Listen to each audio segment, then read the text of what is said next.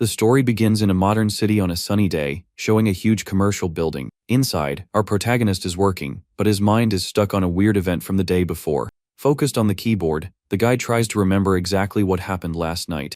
Then he recalls a blue screen that appeared out of nowhere in his room and gave him a big scare. Surprised by the floating store window, he wonders if he's just seeing things. Analyzing it better, he tries to buy a tuna, but can't because he doesn't have any coins. Next, he finds a hammer for dealing with zombie heads costing 5 coins. This image makes him visualize several zombies coming his way, which makes him quite worried. Back at the office, he ignores these thoughts, thinking his mind is tired because of exhaustion. Suddenly, his manager appears furious, coming towards him and shouting his name. The man approaches the guy and asks if he is daydreaming again. Hitting the table, he tells the young man to focus and asks if he took care of last week's work.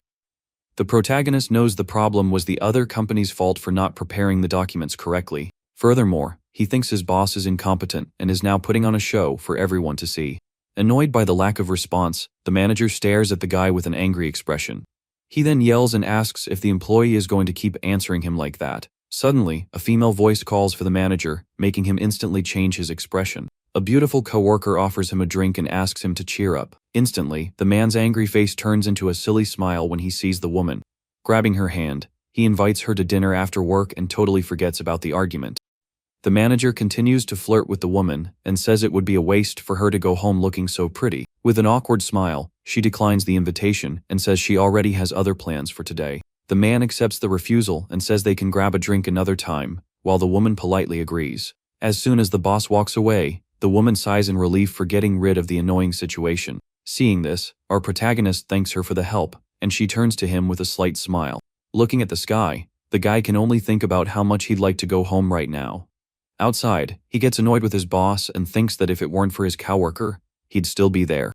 Smoking on the terrace, he laments not being able to leave the company, as finding a new job would be difficult. Thinking about the help he received, he decides to buy the woman a coffee later. Just then, San-Ah herself appears on the terrace and finds him there alone. Surprised, he asks what brings her there, since she doesn't even smoke. The woman explains that she came up here to escape the annoying manager for a bit.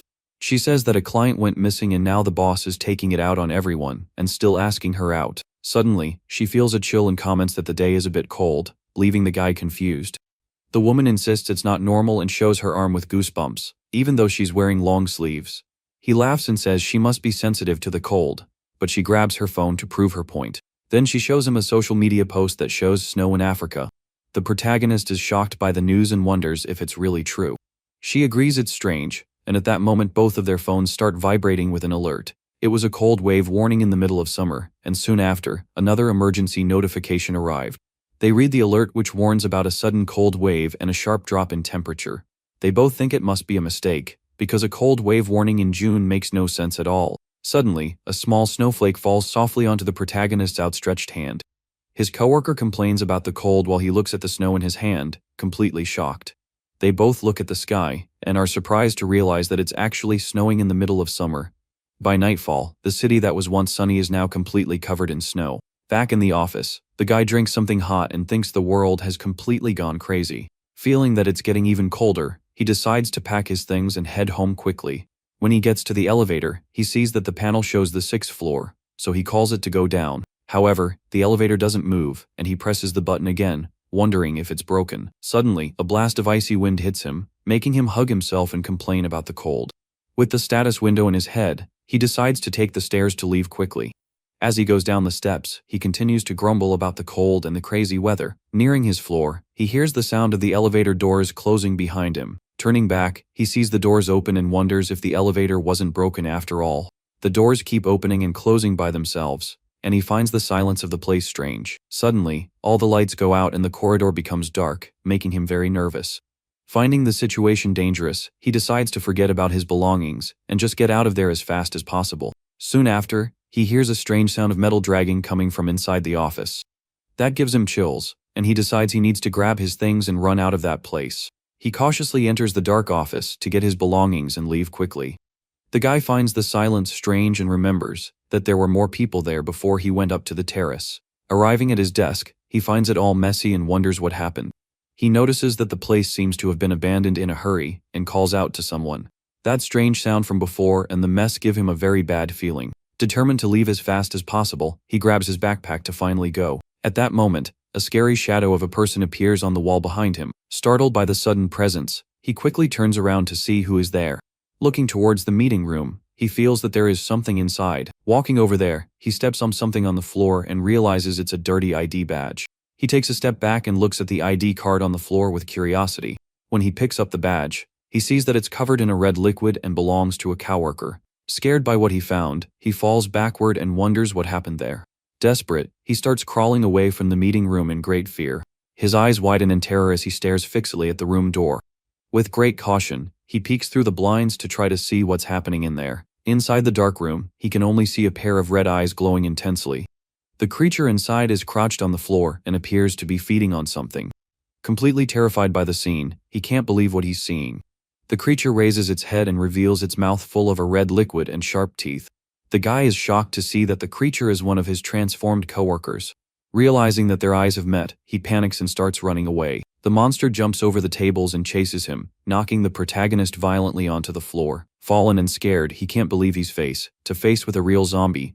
The creature lunges at him, but the young man manages to dodge the attack by a hair's breadth. Terrified by the situation, he wonders what kind of scary creature this is. Looking for a way out, he glances around and quickly grabs a chair to defend himself. With all his strength, he lifts the chair high and prepares to attack the monster. In an act of desperation, he hits the zombie's head with the chair in a strong blow. The impact throws the creature away, and the guy takes this chance to run away. Running for his life, he feels adrenaline and fear take over his body. To his despair, the monster quickly stands up and resumes chasing him with more speed. Seeing a nearby door, he runs to it and closes it tightly to protect himself from the creature. The zombie starts hitting the door violently, trying to break it down to get him. Using all his weight, the protagonist exerts himself to the maximum to keep the door closed. Hearing the frightening noises on the other side, he is completely paralyzed with fear. Suddenly, the noise stops, and he sees the zombie slowly moving away down the dark corridor. With trembling hands, he keeps holding the door, still unable to believe what happened. Relieved, he slides down the wall and sits on the floor, trying to catch his breath. Still in shock, he stutters to himself that it was definitely a zombie. His cell phone vibrates and shows an emergency alert about a virus spreading through the city. Confused by the news about rabies, he runs his hand through his hair and complains about the whole situation. He remembers the creature he saw and is sure that it was a zombie and not rabies. Sitting on the floor, he grabs his phone to look for news and understand what's happening. Browsing a forum, he sees several reports of people being attacked and the world ending. Noticing the chaos, he questions if this is related to yesterday's status window.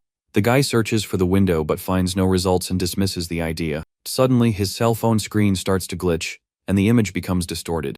He looks at the device, not understanding what's happening with his phone screen. Shortly after, a message appears on the screen informing him that the connection has been lost.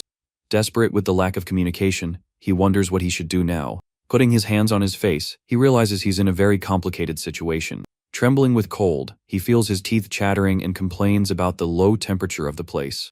Huddled on the stairs, he fears that he will freeze to death before the zombies get him. Standing up, the young man decides he needs to hang in there until a rescue team appears. Checking his phone, he notes that the battery is at 83% and should last 2 days. With a determined look, he looks up and prepares to explore the building. Using his phone's flashlight to light the way, he starts climbing the stairs.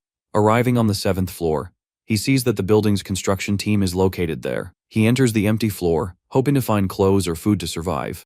He starts searching the drawers in the hope of finding something useful for his situation. In one of the drawers, he finds a clean, neatly folded dress shirt that he can use. After changing his clothes, he feels much better and warmer to continue exploring. Now his focus is finding food, so he continues searching the floor's cabinets. With a smile on his face, he celebrates finding a backpack full of supplies. Inside the backpack, he finds food, water, and even a blanket to keep warm.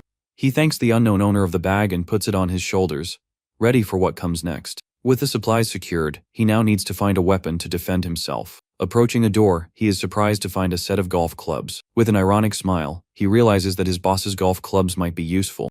He hangs his bag and the clubs on the stairs and prepares to endure the night.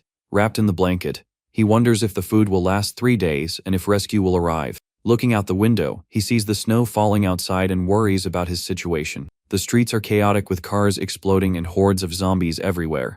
The snowstorm is so strong that he knows it will be difficult for a rescue helicopter to arrive. Worried, he sits on the floor and wonders what he will do if the rescue takes a week. The cold increases more and more, and he huddles in the blanket trying to keep warm. Suddenly, the status window he had seen before reappears in front of him. He remembers that the store had winter clothes, and thinks they would be very useful now. Looking at the items in the store, he wonders how on earth he can get coins. Focused on the blue screen, he tries to figure out a way to get coins to buy the items. Without any clues, he lowers his head and tries to think of a solution to the problem. As the snow falls outside, he huddles in the blanket, feeling the cold intensify more and more. Suddenly, he hears approaching footsteps and quickly stands up to investigate the source. The sound seems to be coming from the emergency exit door, so he prepares for a possible attack. Gradually, the noise gets louder, and he realizes something is trying to open the door.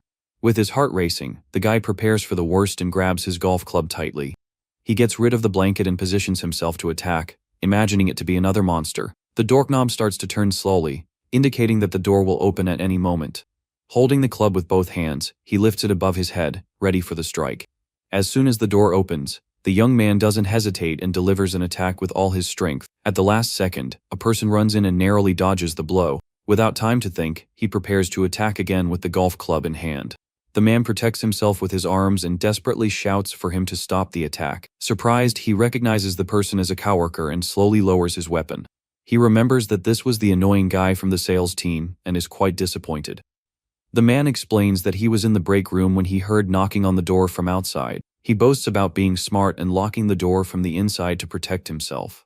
The protagonist says he opened the door and ran, making his coworker think it was easy. Ignoring the story, the man calls his attention and points to his own hand. The man then asks if he has any food, as he is very hungry, and the guy is surprised. Our protagonist denies having food and thinks he can't share his emergency supplies. He decides to offer only water, and the guy thanks him while observing him strangely. Suddenly, the coworker grabs our hero's wrist and holds the bottle very tightly. With a desperate look, he asks if the young man is sure there is nothing else to eat. Seeing that strange reaction, the guy realizes something is very wrong with his companion. While refilling the bottle, he thinks about how the man's behavior is very disturbing. He notices that the guy is sweating a lot even in the intense cold of the place. Out of nowhere, the man transforms into a monster and moves to attack the protagonist by surprise. The creature grabs him and throws him violently onto the floor, leaving the guy in a dangerous situation. In a quick move, he manages to hit the zombie's face with the metal bottle he was holding. Taking the chance, he grabs a golf club and prepares to finish off the creature for good. With all his strength, the young man delivers a powerful blow to the monster's head, which falls to the floor. Even fallen and injured, the zombie continues to growl and writhe in a scary way. Seeing that the creature is still moving, he holds the club firmly for a new, accurate attack. Determined to survive, the protagonist strikes the monster several times without any mercy. The attack is brutal, and he continues hitting until he is sure the threat is completely neutralized. He doesn't stop attacking the zombie on the floor, making sure it won't get up again. After the last blow, the guy finally stops and observes the result of his terrible actions. Completely exhausted and shocked, he tries to catch his breath after the intense fight. The status window appears in front of him and shows that he has gained 1 coin from the fight. Realizing the connection, he opens the store and sees that he now has 1 coin in his inventory. Looking at the items, he finally understands that he needs to eliminate zombies to earn coins. Annoyed, he realizes he risked his life for just 1 measly coin and gets frustrated. With a serious look, he analyzes the zombie's body on the floor to understand what happened. Approaching carefully, he investigates the body to see if he finds any clues. He then notices a bite mark on the man's arm and understands how he was infected. On his knees on the floor, he sighs with relief and mourns the loss of his former coworker. He returns to the office and sits down to rest and process everything that happened. He smokes a cigarette and thinks that he can no longer trust anyone in this situation. The guy finds a pack of cigarettes and puts it in his bag for later. Suddenly, he hears screams coming from outside and stands up to see what is happening. Looking out the window, he watches the horror unfolding on the city streets.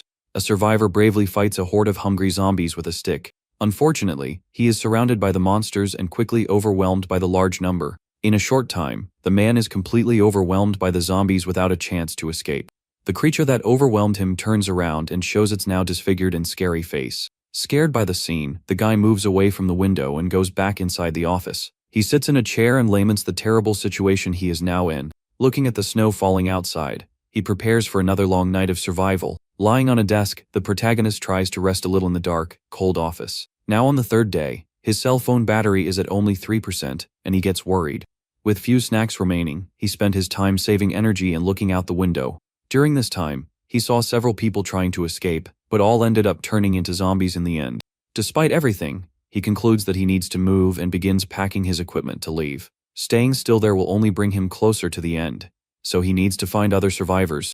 With his backpack and weapons, he leaves determined to find someone to join forces with and get out of there. His first objective is the 6th floor to check if the entrance is indeed blocked as they said. Walking down the corridor, he suddenly notices something unexpected and stops in surprise.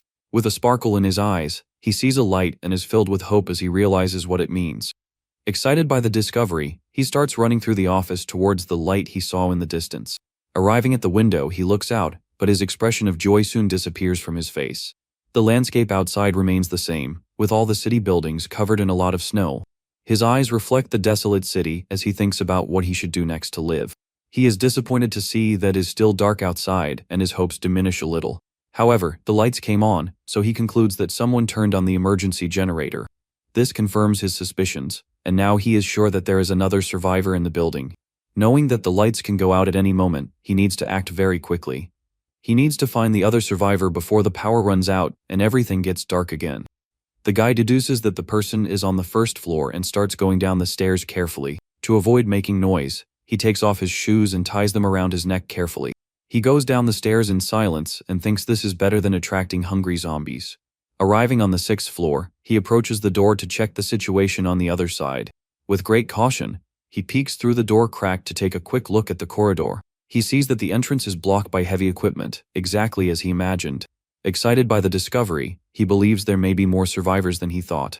The emergency exit sign shows the way to the 2nd and 1st floors of the building. He approaches the lobby door and imagines that there must be many zombies nearby.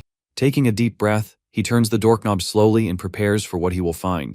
Peeking through the gap in the door, he hopes not to find any creatures on the other side. Unfortunately for him, the lobby is completely infested with zombies, and the situation is very dangerous.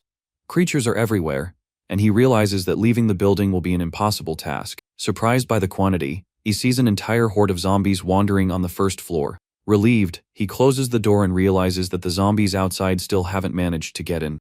He hears the creatures hitting the glass door and fears that it might break at any moment. Without wasting time, he runs down the corridor to find the other survivor as quickly as possible. Arriving at the management office, he finds the door open and enters cautiously. Inside, he finds a frozen man and recognizes him as the building's security guard. The guy remembers how the security guard took off his clothes due to severe hypothermia. Respectfully, he closes the deceased's eyes and bids farewell to the man he saw every morning. With his golf club in hand, he says goodbye to the security guard and wishes him to rest in peace. Without wasting time, he returns to the corridor and continues his search for the other survivor. The only place left is the security room, so he is sure there is someone there. He approaches the door and imagines that there might be traps to protect against intruders. With a determined look, he realizes that he needs to show that he is not a zombie or a threat. Outside, a zombie is writhing in a bizarre way while emitting scary sounds in the corridor. Another monster approaches and starts yelling very loudly, attracting the attention of other creatures. Knowing that they have good hearing, he knocks on the door to get the attention of whoever is inside. With his breath heavy, he prepares to open the door very carefully and attentively. As soon as the door creaks open, he is surprised by a quick and unexpected attack from inside the room. An improvised spear comes towards him, but he manages to block the blow with his golf club. Surprised by the attack, he recognizes the sound of the spear and understands what is happening. The other survivor also seems shocked to see that he attacked a human and not a monster. In the distance, a zombie hears the sound of the fight and starts moving towards the security room. The man moves away from the door and prepares to attack again if necessary to defend himself. In a quick move, our hero manages to disarm the guy and immobilize him on the floor. He disarms the guy and throws him to the floor to show that he is not a threat to him. Taking advantage of the distraction, the protagonist manages to push the other person into the room and close the door.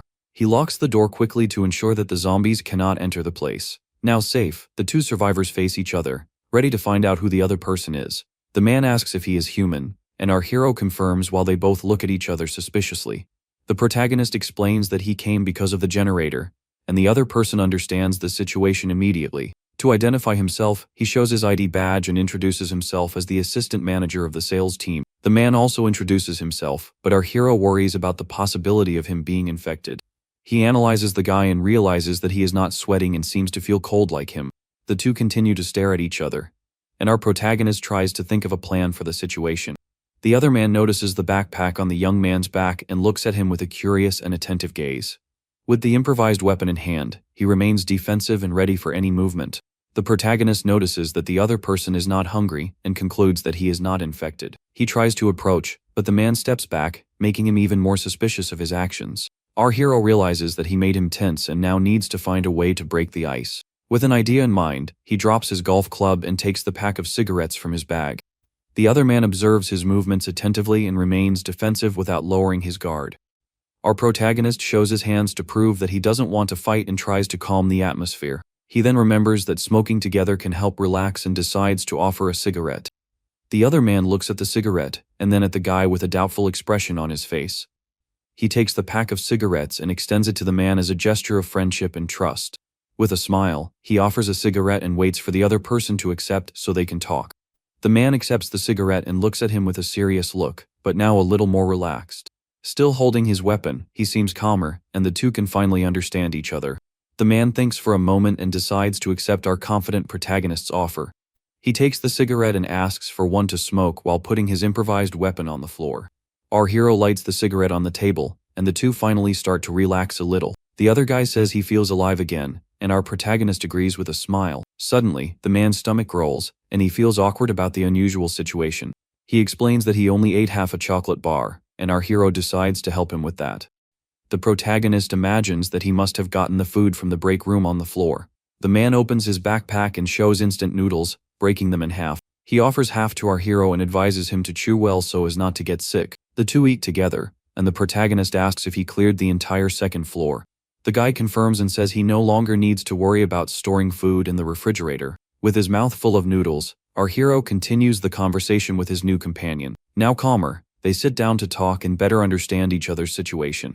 Our protagonist asks about the situation on the second floor, and the man says it's not good. He says he was trapped in the break room with a coworker, and they shared the food. But his coworker insisted on leaving while he thought it was better to wait for rescue to arrive. In the end, the coworker left and was infected as soon as he opened the break room door. Our hero comments that there seem to be many zombies, and the man confirms seeing 4 of them. He only left because his battery was running out, and he needed to find a way out quickly. The man explains that he distracted the zombies and crawled out to escape.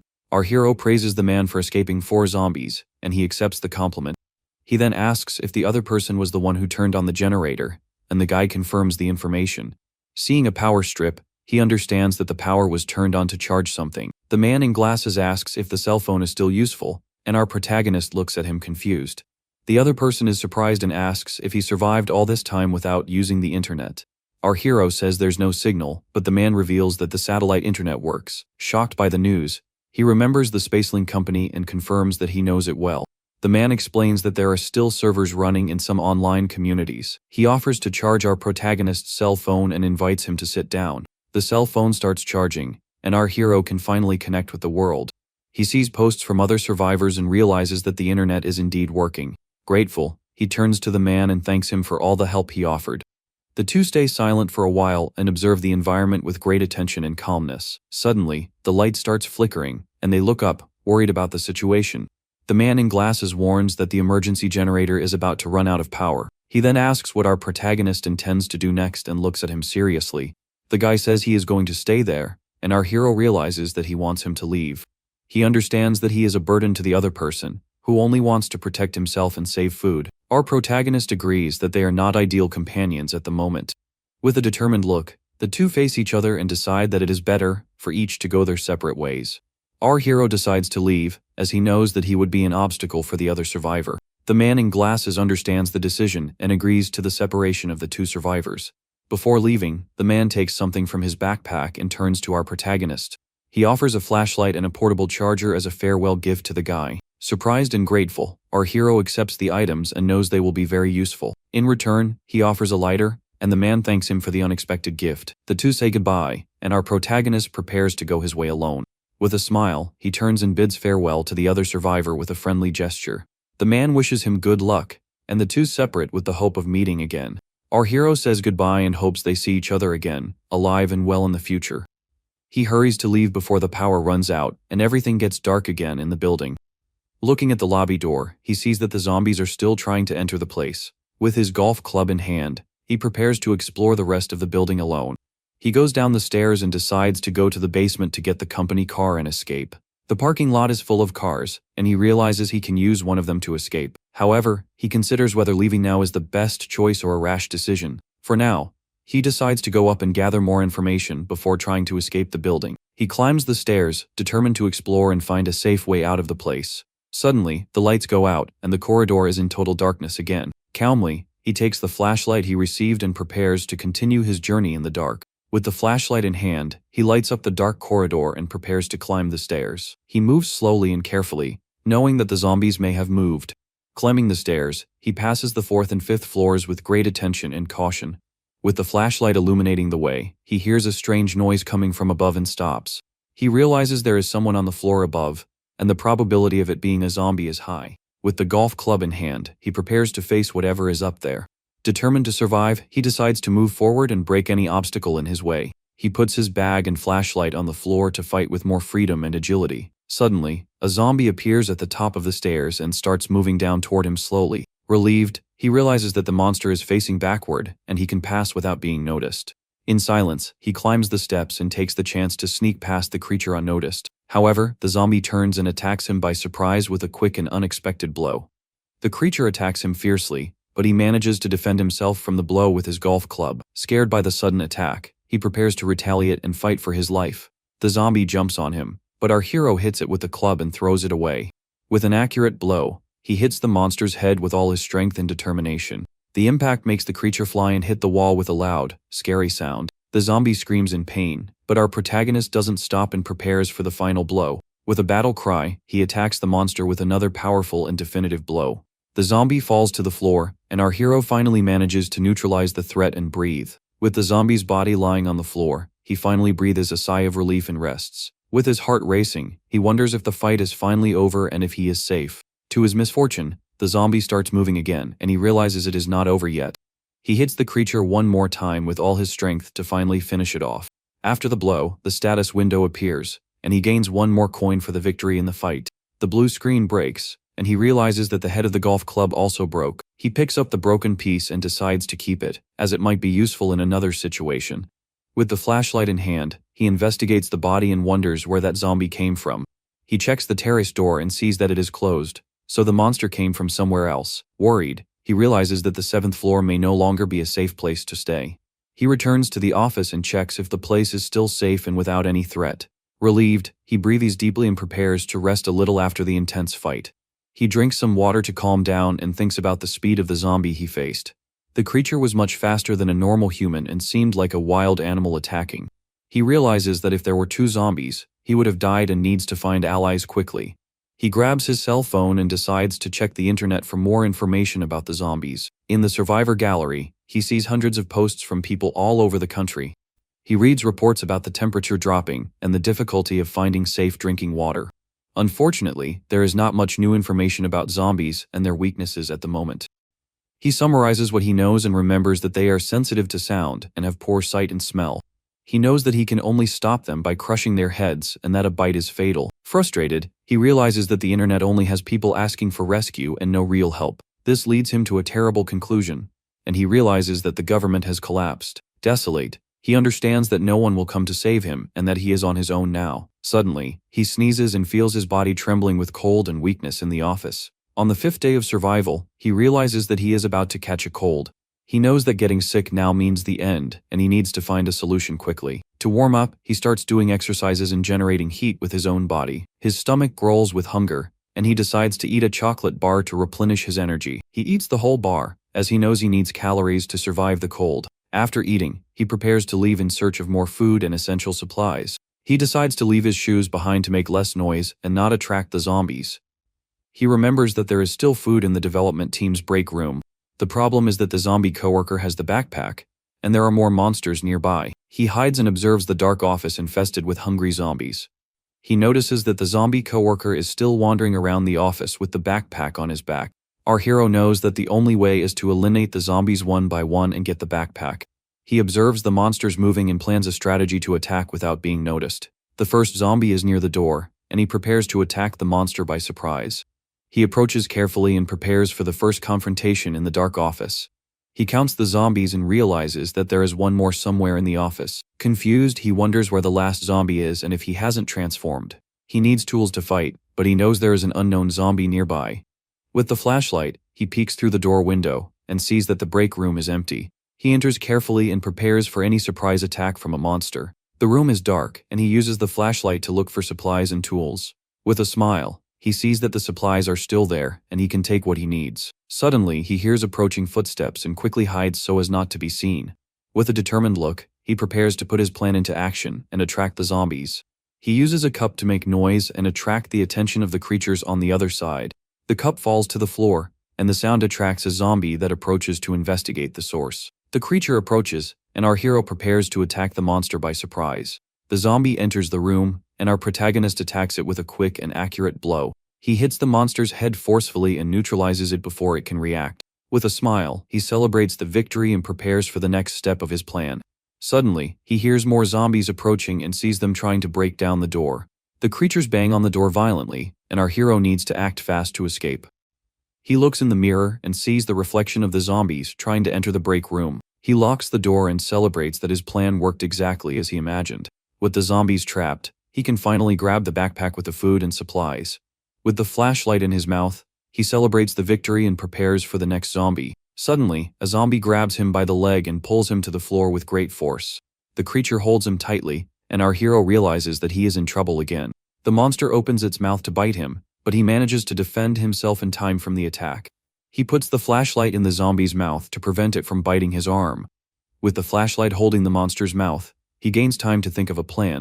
The creature tries to bite the flashlight, but can't, and our hero prepares to fight back. He throws the flashlight up and delivers a powerful punch to the zombie's face. The blow throws the creature away, and he prepares for the next attack. With the golf club in hand, he finishes off the zombie with a strong and precise blow. His eyes shine with determination, and he prepares to face the other monsters. He doesn't stop and continues to fight fiercely to survive in the dark office. After the fight, he rests and tries to recover from the intense and exhausting confrontation. Exhausted, he runs his hand through his hair and realizes that there are still more zombies to face. He looks in the mirror and sees the bloody handprints of the zombies on the other side. With 2 more zombies to face, he prepares for the next round of the fight. He grabs his flashlight and prepares to finish off the monsters once and for all. With the flashlight in his mouth, he needs to finish the fight before more zombies appear. He attracts the last 2 zombies to the room and prepares for the final confrontation. The 2 monsters enter the room, and he prepares to fight both at the same time. He throws the broken piece of the golf club, and one of the zombies is distracted by the object. The other monster attacks him, but he manages to dodge and prepare for the counterattack. He uses the flashlight to blind the zombie and gain time to attack the other monster. With the zombie blinded, he prepares to attack the coworker with the supply backpack. The creature recovers and attacks him, but he manages to dodge and grab the object on the floor. With the piece of the club in hand, he attacks the zombie with a quick and precise blow. He finishes off the creature and prepares to face the last zombie in the office. The last monster attacks him, but he manages to defend himself and hits it with the broken club. The status window appears, and he gains 4 coins for the victory in the intense fight. He grabs the zombie coworker's backpack and realizes that it is quite heavy with supplies. Now without a weapon, he decides to look for more supplies and tools in the office.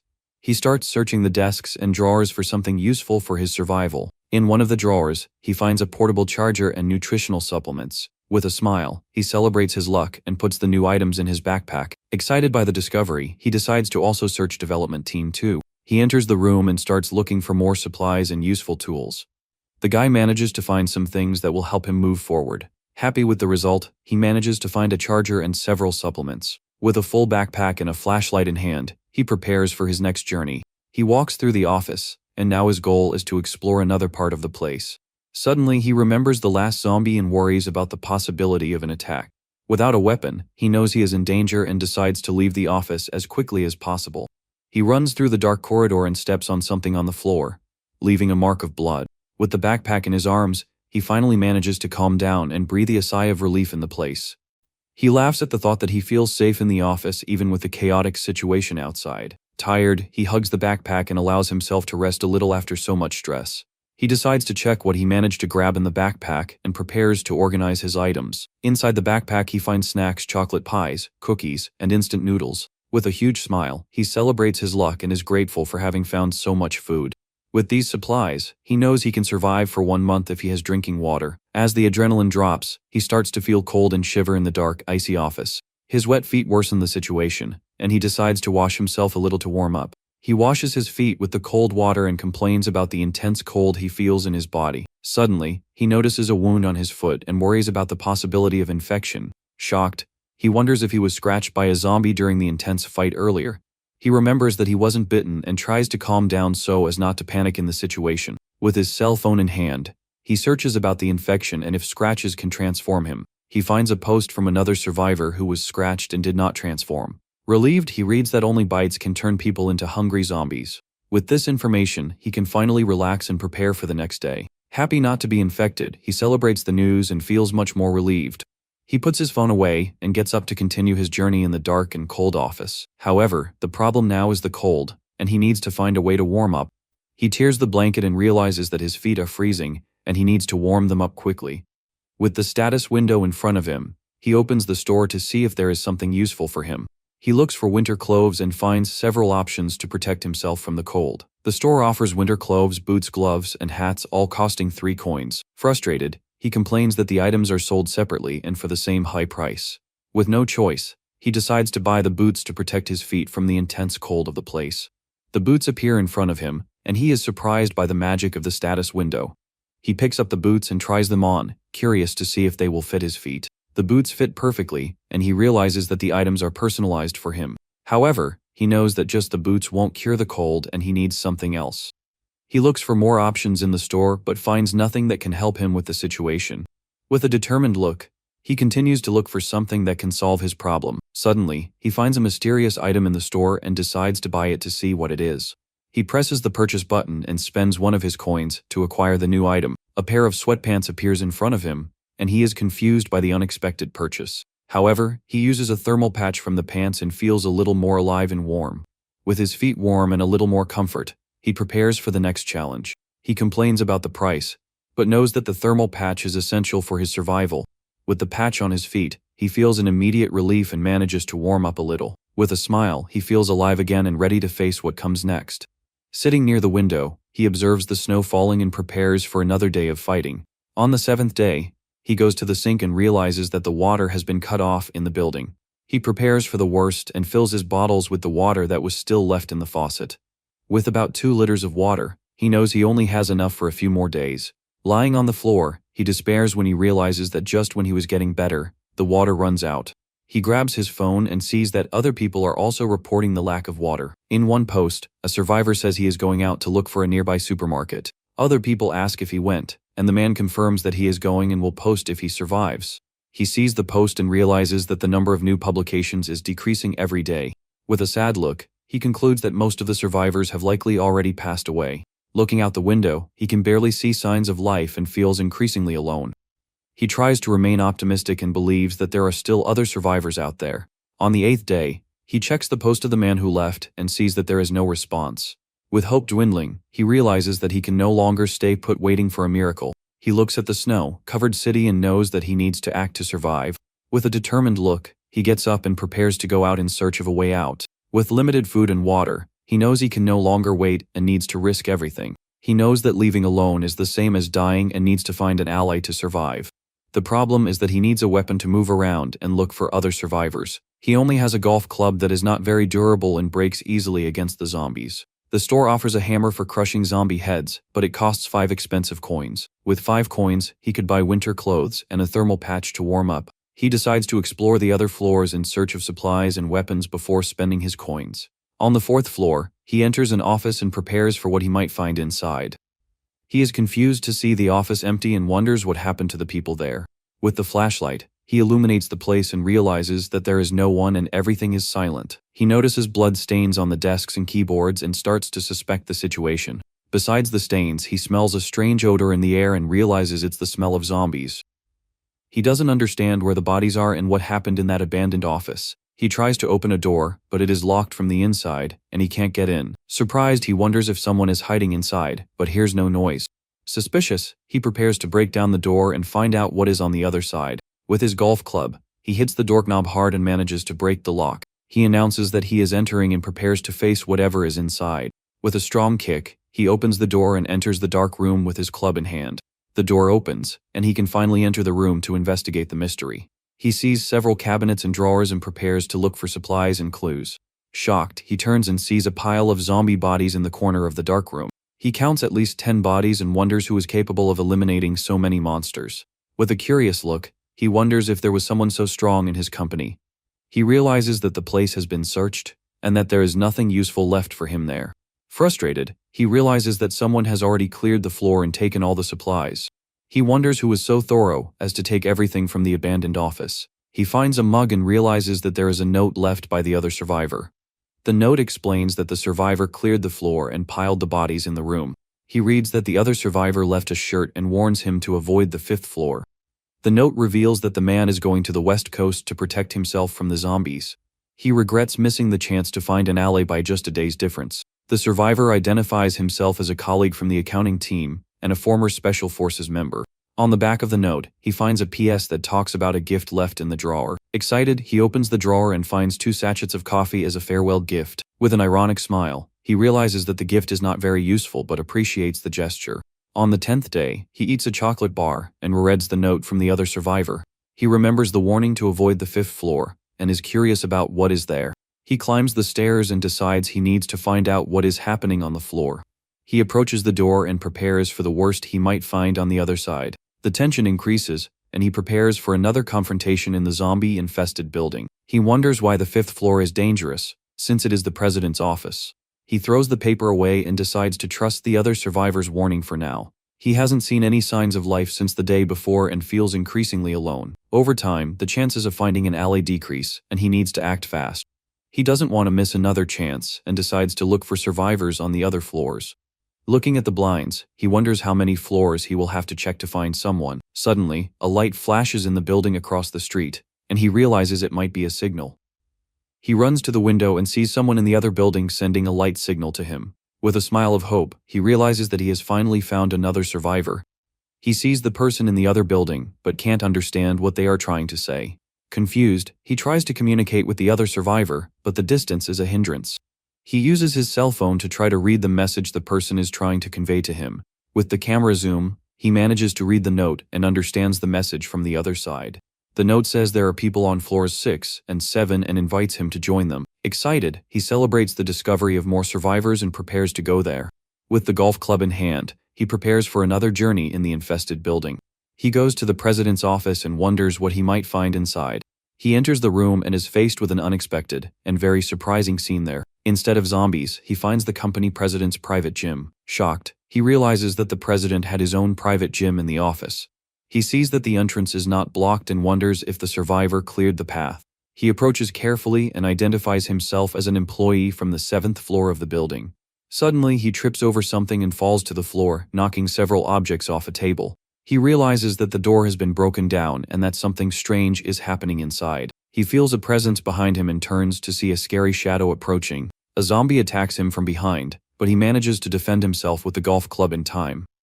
The creature knocks him to the floor, and he struggles to free himself from the monster with all his strength. He manages to push the zombie away, but the monster attacks him fiercely again.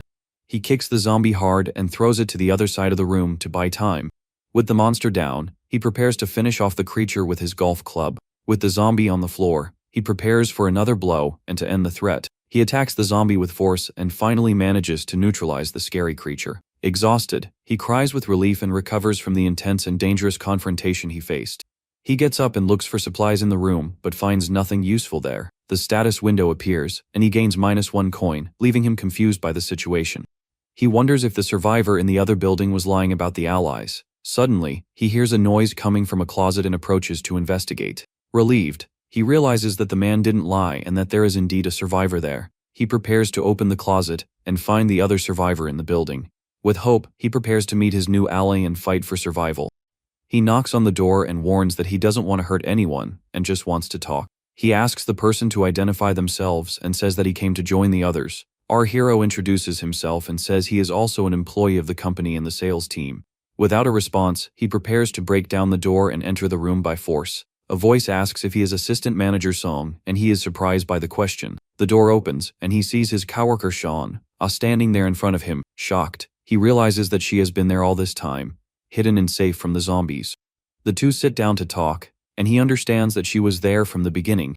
She says that the night before, someone knocked on the door asking for help urgently. With a bad feeling, she refused to open, but the man broke down the door. She hid in the break room, and the man transformed into a zombie shortly after. Scared, she hears him growling and dragging himself down the dark office corridor. Our hero realizes that the zombie he eliminated was the man who attacked her. She asks if he has a weapon, and he points to the wooden spear in the corner. He notices that the weapon is similar to the one the other survivor used and gets curious. The woman explains that she sharpened a mop handle with a utility knife, and it's quite useful. He sees blood on the tip of the spear and realizes that she has faced zombies before. However, he knows that she can be a risk and a disadvantage in a world like this. He prepares to leave, but she calls him and grabs his golf club to help him. She says he will need a weapon and joins him in the fight for survival. She holds his arm and begs him not to leave her alone in the building. He apologizes, but knows he cannot risk his life for her at that moment. With tears in her eyes, she says she won't be able to survive alone and asks for his help. He lets go and says he is sorry, but he needs to go his way to survive. She reveals that she used to practice fencing and can be a useful ally in the fight. Surprised, he looks at her, and she shows a scar on her arm to prove her skill. She says that she cleared the entire 6th floor and can show the bodies to prove her strength. With a determined look, she warns that he will regret it if he leaves her behind. Impressed by her confidence, he begins to reconsider his initial decision. She boasts about having won a silver medal in a national sports festival. With a handshake, they finally seal the alliance and decide to fight together. She says that she searched the place and that all the clothes and food are there with them. He asks about the chargers, and she explains that the satellite internet works. Surprised, she realizes that they need to grab all the chargers they can find. He asks how many zombies she faced, and she says it was 8 in total. She finds the chargers and puts them in the backpack so they can use them later. He is happy to have joined her and knows that his chances of survival have increased. She finds only 2 chargers and puts them in the backpack for their journey. With everything ready, she asks if they can go, but he asks her to wait a bit. He looks at the dark corridor and prepares for the next step of their plan. He notices the marks on the door and asks what happened there to make it look like that. She explains that the man who broke down the door tried to crush her with a table. He realizes that the marks are not from a table and goes to investigate the place carefully. On the table, he finds a caliper and is surprised by the unexpected discovery. With a smile, he picks up the tool and is excited to find a new weapon to fight with. He knows that the metal tool is very resistant and won't break easily. The woman regrets that the weapon is short, but he doesn't care about that detail. With a smile, she says she has an idea to improve the new weapon they found. She takes the tool and starts working on her idea with great creativity. With the help of tape, she fastens the caliper to a long mop handle. She shows the new weapon, and he is impressed by his ally's creativity. The new weapon can be used as a spear and also as a gripper to pick things up. Grateful, he takes the new weapon and feels much safer to face the zombies. With her food and his together, they no longer need to worry about supplies. He notices a frying pan in her backpack and asks where she got that item. Awkwardly, she explains that she brought it to trade but ended up forgetting it in her backpack. He takes the frying pan and realizes that it will be very useful for melting snow to drink water. She asks how he knew she was there, and he explains about the message he received. He tells her about the survivor in the other building, and she is surprised by the news. The two prepare to find the other survivors and join forces against the zombies. He explains that he received the message and shows his cell phone for her to see the conversation. She reads the message and wonders if it is safe to join unknown people. The two agree that it is risky and that they cannot trust anyone in the situation. The woman explains that she joined him because it would be difficult to find someone reliable. She doesn't want to have just anyone as a companion and prefers to fight alone rather than with bad company. He agrees, and they decide not to join the group in the other building for now. She thanks him for considering her opinion and reveals that she thinks Manager Choi is alive. Surprised, he asks about the manager, and she explains what happened on the first day. She says that the manager was with her on the 6th floor but fled and never returned. Scared, she ignored the man's pleas for help and only found out he escaped later. He asks when the manager left, and she says it was on the night of the 2nd day. He deduces that the manager may be on the 3rd or 5th floor of the abandoned building. If the other survivors don't get a response, they can try to join the manager. He worries that the manager and the others might unite and come after them later. They decide to ignore external factors and focus on their own survival. The good news is that they have one more coin and can buy something from the item store. He thinks about buying a hat to warm up, but knows there are other priorities. He looks at the woman and realizes that she is barefoot and feeling very cold. He decides to buy the boots for her so she doesn't freeze and become a burden. With the decision made, he presses the purchase button and spends his coins on the boots. He decides to buy the boots for her but hesitates when he sees the other options in the store. He feels selfish for thinking about himself and sighs frustrated with the situation. He decides to choose later and falls asleep, tired from the fight and daily stress. The next day, he wakes up to the sunlight and prepares for another day of fighting. He asks the woman how much battery she has, and she checks her phone immediately. She is scared to see him awake, and he complains that he is still not used to the cold. She confirms that she charged all the batteries, except the one he left behind yesterday. Her cell phone is at 22% battery, and they need to save energy. She remembers that there is a solar generator on the terrace and asks if he has checked it yet. Surprised, he asks if there is such a thing in the building, and she confirms the information. She explains that she was in charge of the project and the generator was installed on the terrace. The project was cancelled because of a failure, but the generator is still up there. She doesn't know the details, but the failure was not a safety issue with the equipment. He asks if she knows how to operate the generator, and she confirms that she can make it work. Excited by the news, he decides to go to the terrace to check the solar generator. They open the terrace door with difficulty because of the snow accumulated outside. With great effort, they manage to open the door and go out onto the snow-covered terrace. Exhausted, they complain about the difficulty of opening a simple door with so much snow. Looking at the top of the building, he asks if the generator is really up there. She confirms, and the two prepare to climb up and try to turn on the solar generator. He finds the temporary ladder and prepares to climb to the top of the building. He tries to pull the ladder, but it is frozen and won't come down at all. They decide to climb, and he asks if she can climb to the top of the roof. The woman offers to climb if he helps her reach the top safely. He agrees and prepares to give her a boost to reach the roof. With his hands on her feet, he prepares for the boost and helps her climb. With a jump, she manages to reach the top and holds on so as not to fall from there. She celebrates having made it and prepares to look for the solar generator on the roof. He observes and realizes that she is quite agile and moves with lightness and ease.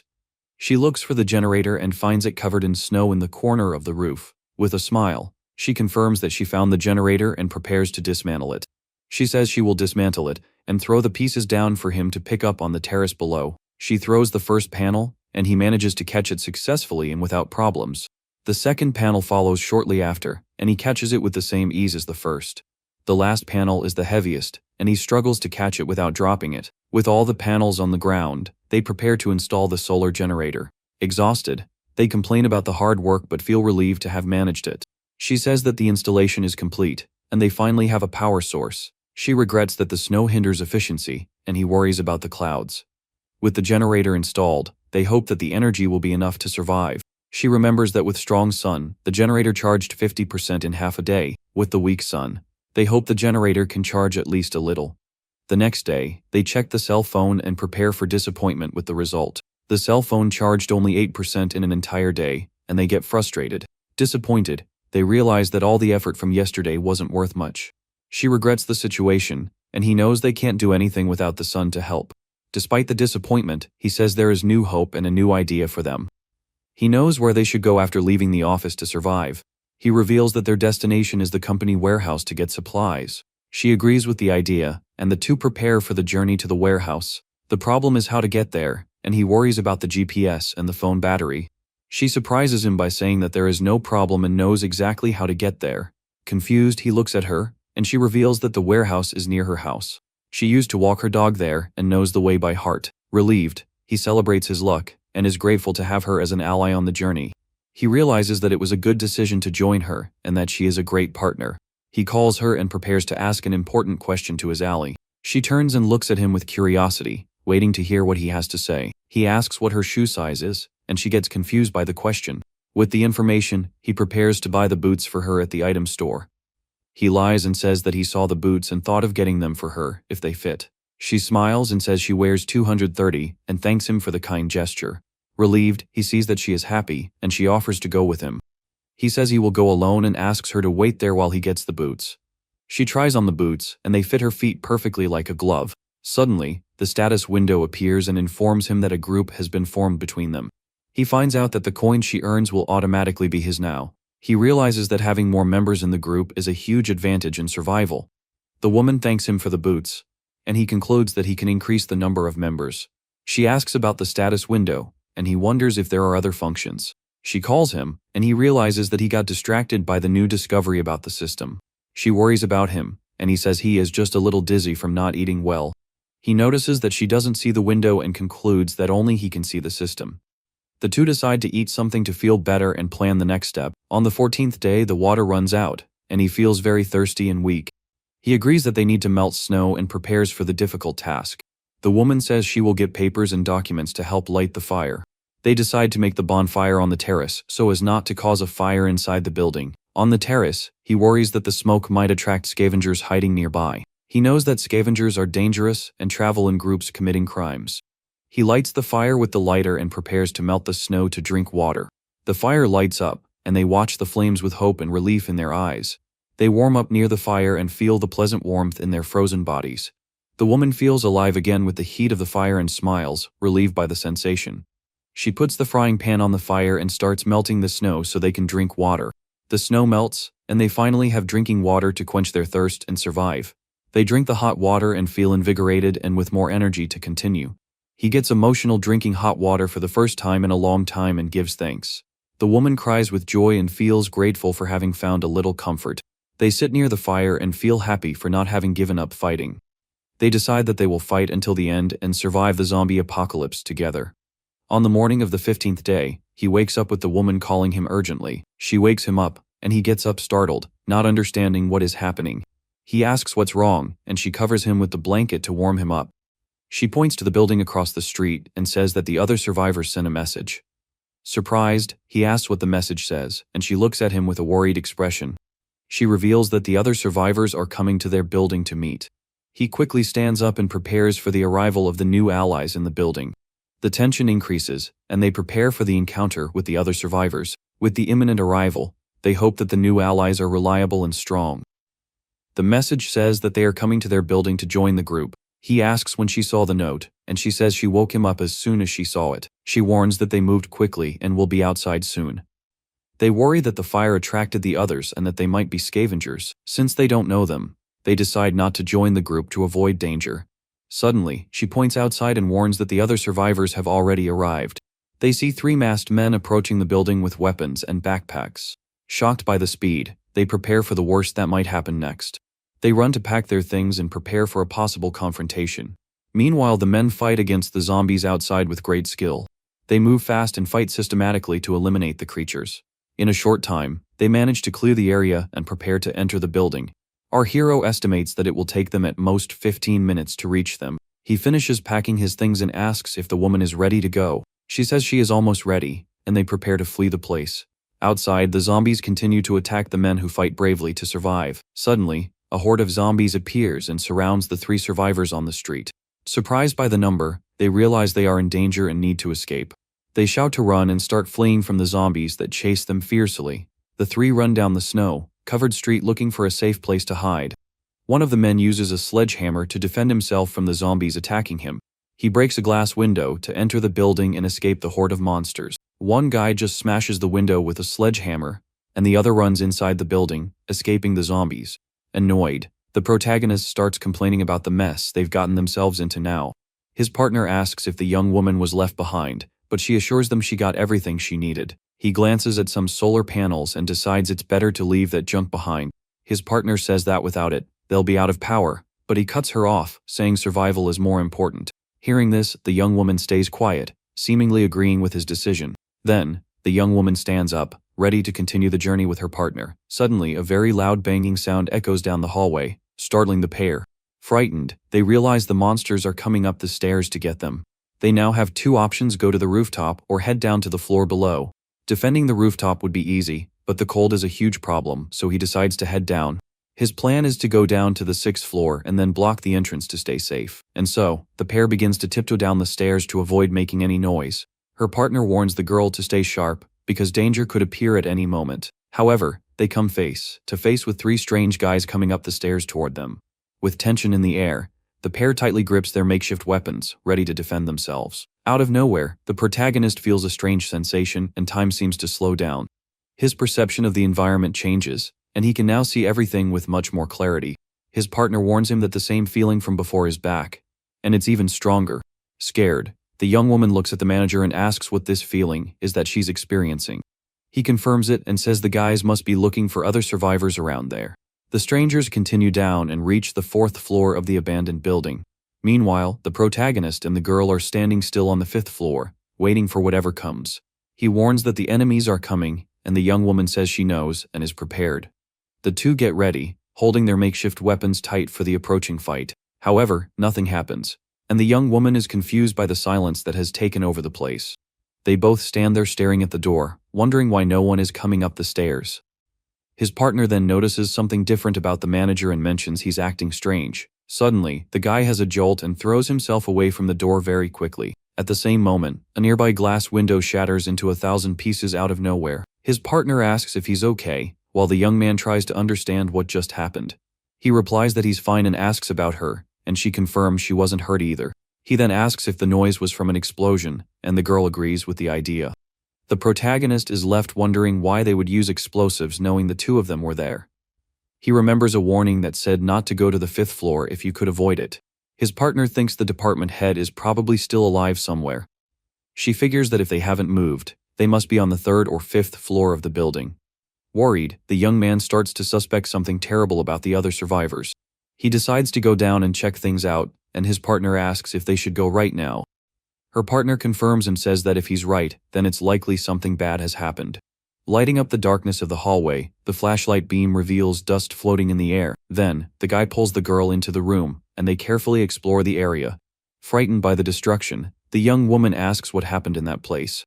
Her partner tells her not to let her guard down, and the young woman agrees with him. Suddenly, the girl stops walking and stares at something on the floor up ahead.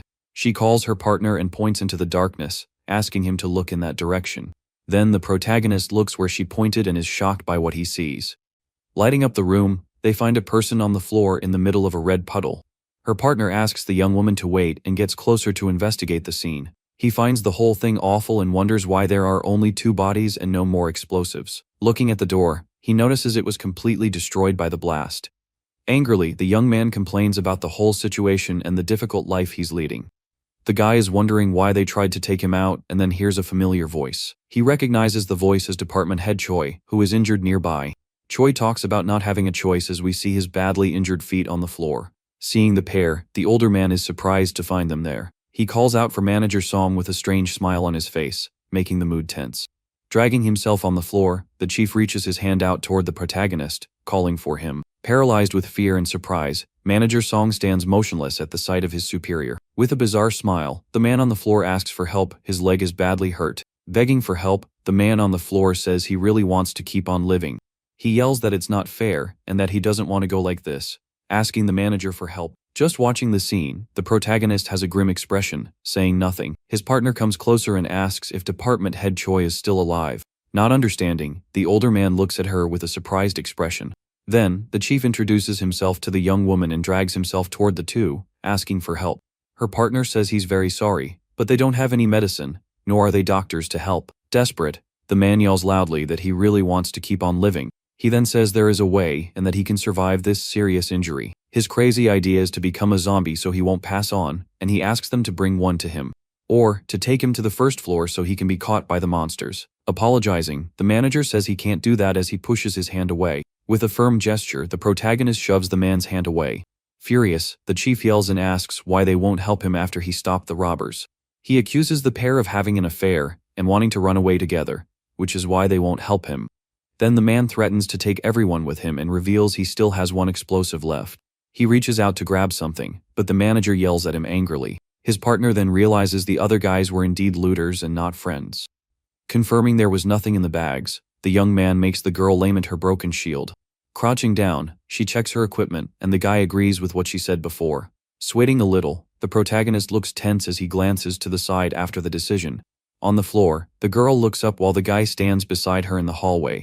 He says the chief would have passed on anyway, and the young woman is confused by his statement. Explaining that he would have been gone from blood loss, the young man says this just lessened the suffering. He tells her not to feel guilty, and the girl stares at him with a sad look.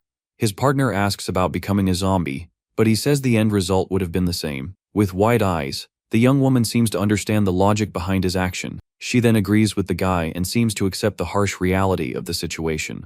Through the broken window, we see the city covered in snow and the clear sky outside. Suddenly, the girl points at something outside and calls for the assistant manager very quickly. Rushing to the window, the guy goes to see what caught his partner's attention. He is shocked to see a massive horde of zombies gathered on the street right below them. On an online forum, people are commenting about the explosion and the large number of monsters. Reading the messages, the protagonist says it wasn't them who spread the news. With the location now being a topic online, more looters and zombies are likely to show up. Already on the rooftop, he says that most of the monsters are still around from the day before. The guy comes to the conclusion that the lobby must be packed, with no room to even walk. His decision is that they need to leave by the next day, before the emergency exit is taken over. Then, the young man suggests they check the situation on the first floor of the building. With a headlamp on, the girl leads the way, guiding them down the dark stairs. Suddenly the girl stops and asks him to wait, asking if he hears a noise. Hearing a loud banging sound, the guy says the noise seems to be coming from above. Worried about the strange sound they heard, the two fall silent and look at each other. Peeking through a crack, he sees a terrifying, blood-covered figure walking. Terrified by the scene, the young woman covers her mouth to keep from screaming in fear. She wonders how this is possible and suggests it might be a zombified manager Choi. However, she quickly dismisses the idea, as the man should already be gone. The guy then supposes that maybe one of the looters was caught and went up the stairs. But he himself finds that unlikely, as the guy would have already turned by then. He thinks a survivor from the third floor came up, or else a monster climbed the stairs. Another possibility is that the creature got in through the broken window on the fifth floor. Seeing a zombie crawling through the window, they decide to go with the first theory for now. Then, the guy decides to go back to the first floor, and they see a horde of monsters. He knew it would be bad, but he didn't imagine this bad, and says the floor is a lost cause. Worried about the security room, the young woman wonders what might have happened there. She thinks that assistant manager Koi Jae, some would have heard everything up close. Trembling slightly, the protagonist's hand shows the tension of the dangerous situation. He tells his partner that leaving through the front door would be a terrible idea. His partner suggests using the underground parking garage, and he agrees with the suggestion. Saying he had seen zombies there before, he's now going to see how many have gathered. With his partner estimating about 10 monsters, the guy says that's fewer than in the lobby. She thinks the snow made people abandon their cars, and he sees many places to hide. Since it's underground, there's no wind, so if they're fast, the zombies won't catch their scent. Pointing to a mirror, the protagonist asks what the girl can see in the reflection. Looking closely, the young woman says she can see floor B1, but the image isn't very clear. She strains to see better, but the angle of the mirror makes it a bit hard to see. His partner informs him that the number of monsters is similar, and he decides to go up to the 7th floor. Back in the office, the young woman comments that the best thing would be to escape by car while jotting down the plan. He remembers the car has been in the cold for a long time, so the battery might be done for.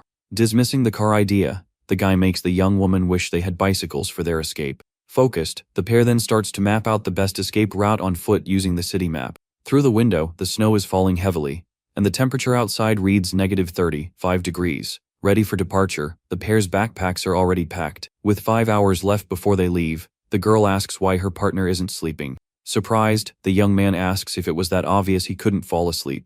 His partner replies yes, because he hadn't stopped tossing and turning. With a serious and thoughtful expression, the guy remains silent and turns his face away.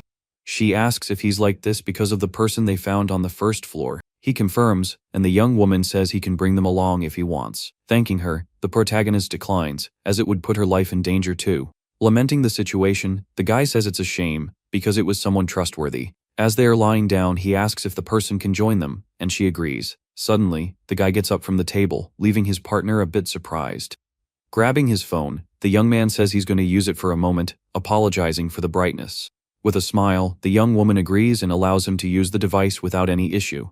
He sends a message to the assistant manager, setting up a meeting at 6 in the morning. On the 17th day of survival, they prepare to leave at 5:40 in the morning. Checking the post, the guy sees there are no comments, just 2 replies from anonymous users. Despite the lack of a response, he thinks they might be waiting and decides to go anyway.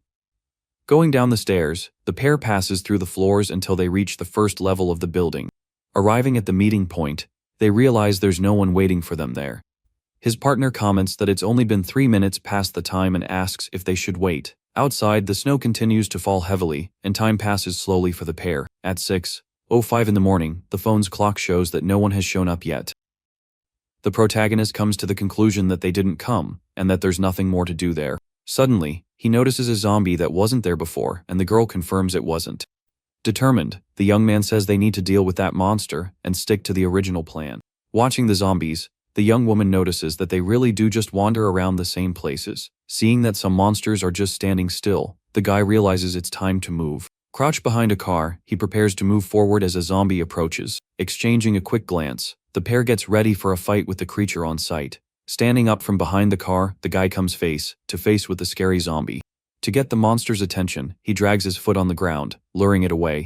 Hearing the noise, the creature slowly turns its head in the direction of the sound. The zombie then starts to walk strangely toward the noise it heard. With a groan, the monster shows its terrifying face and prepares to attack. Suddenly, the creature runs toward the protagonist with its mouth open to bite. Screaming desperately, the zombie charges at the guy with great speed. With just a slight smirk, the young man prepares to take down the monster easily. With a precise strike, he hits the creature's head with his makeshift spear. Attacking as well, the girl sees a notification pop up saying a coin has been obtained. Going to the group leader, the coin makes the guy give his partner a thumbs up. Happy and relieved, the young woman seems pleased to have gotten a reward for her effort. The pair then continues walking through the parking garage carefully to avoid being seen. They head toward the exit of the underground parking garage of the abandoned building. Finally, they get out and feel the intense cold of the snow-covered street all around them. Realizing they might not survive if they sleep outside, the guy suggests a destination. And so, the pair starts running through the snow-covered streets, dodging cars. In the distance, they spot a lone zombie walking through the snow, wandering aimlessly through the city.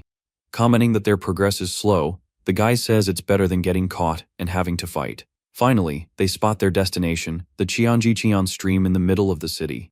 Her partner warns her to walk carefully, as there are many monsters near the police station. With 30 meters to go, the pair can see their objective and prepares to advance cautiously. They continue walking, and the distance to their destination shrinks, down to 17 meters. Focused on the path, the protagonist thinks that everything is going well, just as planned. Suddenly, a strong gust of wind starts to blow, carrying the snow and their scent with it. Desperate, the young man realizes the wind will spread their scent, and the girl points in a direction. Near the police station, the zombies start to catch the scent and become alert to the human presence.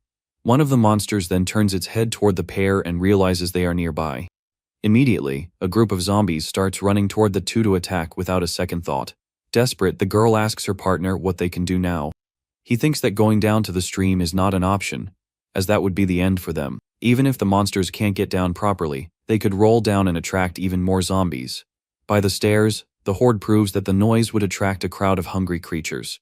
Their only way out is to get into a building, but he wonders where they could hide. Unfortunately, the places with open entrances are already full of monsters everywhere, and if they break a window to get in, the noise will attract all the zombies in the area. Yelling, the girl says they need to do something fast before it's too late. She points to the left and yells for him to look in that direction quickly. Spotting a bus parked on the left, the young woman seems to have an idea for their escape. With all their strength, the pair tries to open the bus door, but it doesn't budge an inch. His partner suggests breaking the window, but the guy stops her when he sees something inside the vehicle. To their surprise, the bus key is in the ignition, ready to be used. With his makeshift spear, he gets ready to break the glass of the bus door. Determined, the guy grits his teeth as he prepares for the final blow. Using all his strength, he manages to break the door's glass and create an opening. Getting on the bus first, the girl is followed by the young man right after. Seeing the zombies approaching, the young woman yells for the assistant manager to hurry. Already inside the bus, the protagonist tries to close the door to block the monsters from getting in. He struggles to hold the door, but he's afraid the zombies will manage to get into the vehicle. Outside, a horde of zombies is quickly approaching the bus, trying to break in. Sitting in the driver's seat, he tries to start the bus, but the vehicle doesn't respond. Realizing the door won't hold, he decides he needs to block the entrance somehow. Understanding the plan, the girl runs to help hold the bus door. Struggling to hold the door, the pair pleads for the plan to work. Spinning in the snow, the bus wheels can't get any traction. Worried, the pair realizes the bus is stuck in the snow and won't move. In desperation, the young woman looks at the door while pleading for the bus to start. Desperate as well, the guy starts to break out in a cold sweat from the dangerous situation. Yelling that the zombies are coming, the young woman makes the guy wonder why the bus isn't working. As a zombie tries to get on the bus, the pair begs for the engine to finally start. Attacking through the door with his makeshift weapon, the guy yells for the monster to get out of there. With a strong blow, he pushes the creature away, buying them some precious time to escape. Desperate and tense, the pair keeps trying to get the bus to move to escape. With his eyes fixed on the road, the protagonist focuses on starting the vehicle's engine.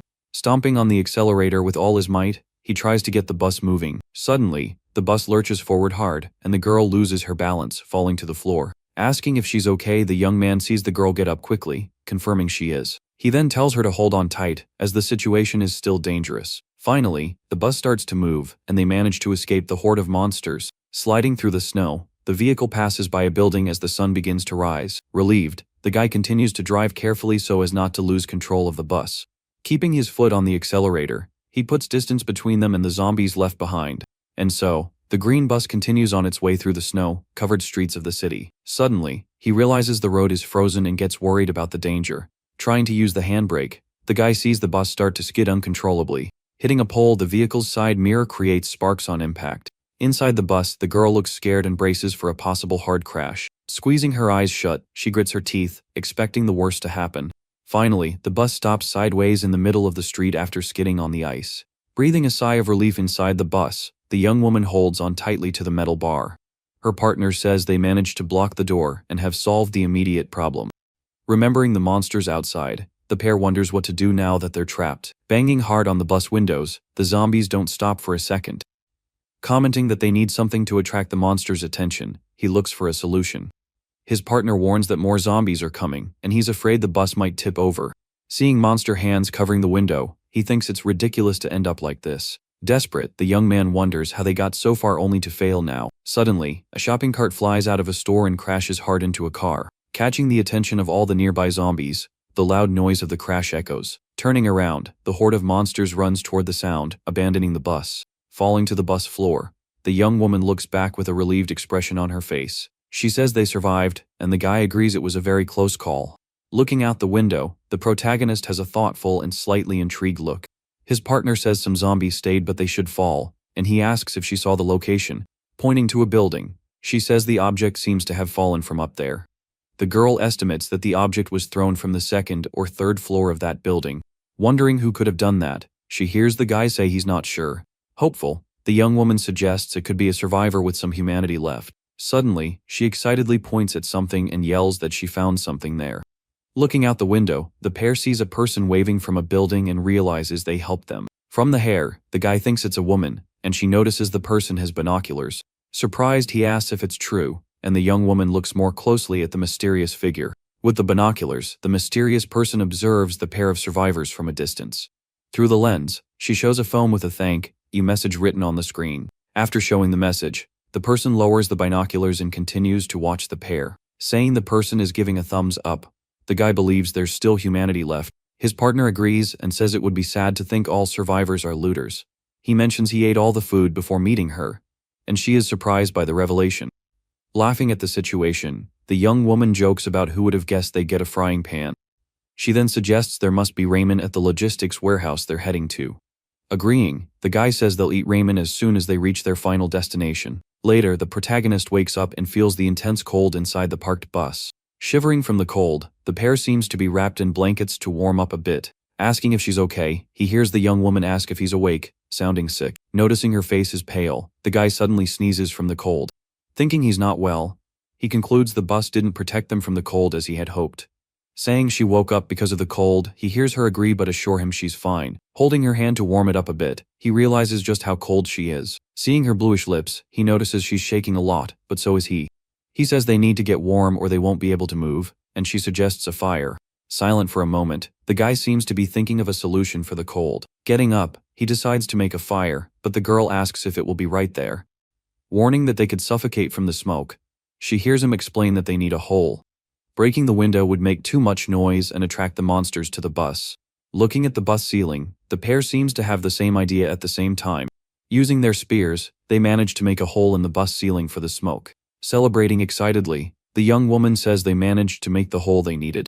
Praising the work, the guy suggests making 3 more holes to ensure ventilation. As the smoke starts to come out of the holes in the ceiling, the snow continues to fall outside. Sitting around the fire, they warm up, and he comments that the paper came in handy. Calling the assistant manager, the girl approaches him with something to show. Showing a post on her phone, she asks what he thinks of what she found online. Seeing the post is from the person who helped them, she asks if she can join their group. Deciding to check, the guy takes the phone to reply to the person's message. He then sends a message asking which building the mysterious person is in. Replying, the person says they are in a building with a convenience store on the 1st floor. To confirm their identity, the person asks them to name the model of the car in front. Looking out the window, the young woman says it's a white Sonata parked in front of the store.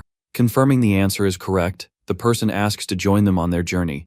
Holding the phone, he wonders what to do now with the mysterious person's request. Meanwhile, in the survivor community, someone says they opened the window to look outside. Seeing a zombie on the wall, the guy got scared and threw everything he had to knock it down. Grabbing onto the window, the creature was trying to get in while the guy threw objects at it. Scared, he wonders if the monsters can do parkour now or are some kind of mutant. It turns out the zombie was the director of a climbing gym and used his old skills. At 8:56 in the morning, the clock shows the building where the survivor is. Inside the bus, the pair gets ready to leave and meet the person who helped them earlier. Then, the young woman asks the manager what he thinks of the post about mutant zombies they saw, saying he was already expecting it. The guy makes the girl curious, asking how he knew. He remembers the 5th floor window was broken and that the zombies climbed up the wall. Walking down the street, they watch the zombies, and the girl understands how they got up there. Warning that they are approaching, the young man makes the pair continue walking with great caution. At exactly 9 in the morning, a new character comes out of a building and walks toward them. With a serious expression, the mysterious young woman approaches the survivor couple on the street. Asking if she's the person they came to meet, the protagonist's partner gets excited. Seeing the newcomer wave happily, the girl becomes envious of her very warm winter jacket. Smiling, the protagonist thinks that maybe they can get winter clothes now too. Suddenly, a zombie attacks the new ally from behind and throws her to the ground with great force. Fallen in the snow, the young woman looks up at the sky, shocked by the surprise attack she just suffered. Shocked and paralyzed, the pair stands motionless at the horrible scene that just happened in front of them. They watch the girl lying on the ground as zombie groans echo through the street. Covering his mouth with his hand, the guy feels a knot in his stomach at the terrible sight. Several zombies approach, drawn by the scent, and surround the young woman fallen in the snow. Realizing that if they stay there, they will also be in danger, the protagonist makes a decision. With regret, he decides they need to leave and leave the new ally behind. Turning their backs, the couple then begins to walk away from the tragic scene. Stopping for a moment, the young man looks back and sees the girl reluctant to leave. Touching her shoulder, he says they need to get out of that dangerous place. With a sad look, she agrees, and they continue walking away from the commotion. Spotting a convenience store, the young woman points in the direction with her flashlight. Smiling at the sight of the store, the guy seems to have an idea for finding supplies. However, his smile fades when he realizes the store is completely empty. He comments that it's no wonder there were no zombies around with the store being empty. Noticing that the soda cans have been crushed, the girl suggests checking the storage room. In the storage room, they find a few intact cans of beverages on the floor. To their surprise, they are cans of beer that someone seems to have left there on purpose. Questioning if they should take just 2 cans of beer, the protagonist's partner seems undecided. At a subway station, the turnstiles are stopped with a red, "Do not enter" sign. Lamenting that the clothing stores were all looted, the young woman complains they found nothing. Her partner says he had hope, but the girl didn't expect winter clothes in the summer. She never imagined everything would be looted, and he finds it funny that the cell phone store is untouched. They'll have to walk farther than they thought, but it shouldn't be more than 20 kilometers. Remembering she saw something strange on the wall, the young woman shows her partner the phone. She took a picture of a message written on the wall of the subway station they passed. Written on the wall, the message said the chaos exceeded expectations and the person didn't know what to do. Finding the message creepy, the protagonist hears the girl warn that the battery is dead. Deciding they need to keep walking, he has the pair continue down the hallway. With slow and careful steps, they explore the dark and silent subway station. Holding their makeshift weapons, they light the way with their small flashlights. Commenting that the place is very clean, the guy hears the young woman agree, finding it all strange. With no zombies or bodies, it means they are all gathered somewhere. Just the thought of encountering a horde of monsters all at once gives the girl the chills. Suddenly, they reach the tracks and find a train stopped at the station platform. Carefully, the guy lights the way and points the flashlight for the young woman to move forward. Standing in front of the train, the pair gets ready to investigate the inside of the vehicle. A torn piece of paper on the ground catches their attention near the train door. Inside the train, the girl says there's nothing, and he confirms not even bodies on the floor. Suddenly, the young woman spots something strange and asks what that object on the seat is. Getting closer to get a better look, the guy sees the young woman open the mysterious wooden box. Inside the box, they find a very sharp and shiny kitchen knife. Finding the range short, the guy thinks the sharp blade could be very useful for them. Showing a Bluetooth speaker she found, the young woman suggests using it to attract zombies. He regrets not arriving sooner, as there's nothing else useful on the abandoned train. Deciding to leave the train, the pair continues their journey through the subway station. Walking carefully through the dark and silent station, they press on. Suddenly, a tall, shadowy figure appears in the hallway, and they wonder what happened. Stopping suddenly, the guy sees the figure in the darkness catch the pair's attention. On alert, the pair prepares for the danger that might lie ahead. Tossing a rock to test its reaction, the guy sees that the figure doesn't move an inch. Motionless, the creature remains without showing any reaction to the sound of the rock. Revealing a huge and terrifying zombie, the flashlight beam shows it standing in the middle of the hallway. Impressed by the monster's size, the guy hears the girl recognize it immediately. She explains that he was a professional baseball player before retiring from the sport. Understanding the reason for the monster's physique, the protagonist decides to avoid a confrontation if possible. Trying to sneak past the zombie in silence, the pair tries not to draw its attention. Suddenly, the monster lets out a groan and turns toward the survivors. Startled by the zombie's sudden reaction, the couple is frozen with fear. Turning its head, the zombie then looks directly at the pair with its lifeless eyes. Suddenly, the monster's eyes glow, and the guy realizes that a confrontation is inevitable. Telling her to use the same plan as before, the guy sees the girl run to distract the monster. Gripping his spear firmly, he prepares for the attack as the zombie advances. Rushing toward him with impressive speed, the monster surprises him. Getting close to attack, the zombie is blocked by the protagonist, who defends himself just in time. Hitting the monster's chest with the tip of his spear, he creates an opening. Then, the young man yells for his partner to attack, while holding the creature with his weapon. Seizing the chance, the girl hits the zombie's head with a golf club. So hard that the head of the club shatters into pieces on impact, the blow is impressive. Shocked to see her weapon break, the young woman looks at the piece that's left. Even with the blow to the head, the zombie remains standing and turns to attack the young woman. With its red eyes glowing, the creature moves quickly toward her. Trying to hold the monster back with the spear, the guy is amazed by the creature's strength. Breaking the spear with its strength, the zombie advances, and the attack cannot be stopped. Then, the monster manages to grab the girl by the neck and lifts her into the air with ease. Struggling as the zombie tightens its grip on her neck, the young woman sees the creature open its mouth. With the knife they found earlier, she manages to free herself from the creature's clutches. Full of determination, the girl prepares for a counterattack. She then hits the monster's head with a precise strike, using the sharp knife. Finally, the giant zombie falls to the ground, defeated by the young woman's accurate blow. With the monster's body lying on the ground, the pair gets a moment of peace. Commenting on the monster's insane physical strength, the guy is impressed even with the spear in its shoulder. Apologizing for not holding on, he hears the girl say there was nothing else they could do. Holding the knife, the young woman suggests attaching it to the tip of the spear to reinforce the weapon. Loving the idea, the young man says the sharp knife will increase the spear's piercing power. With duct tape, they attach the knife to the spear's tip, creating a more powerful weapon. Showing off the enhanced spear, the girl says it's all ready for them to continue their journey. After fixing their weapon and resting, they decide to move on through the station. Passing through D-Moon Station, the young woman complains about not finding anything useful on the trains. Walking along the platform, the pair approaches the next station, called Sendang. Suddenly, a loud explosion echoes through the dark tunnel ahead of them. On alert, the guy wonders if the noise was from a nearby explosion. Realizing they can't go in that direction, he sees they need to retreat immediately.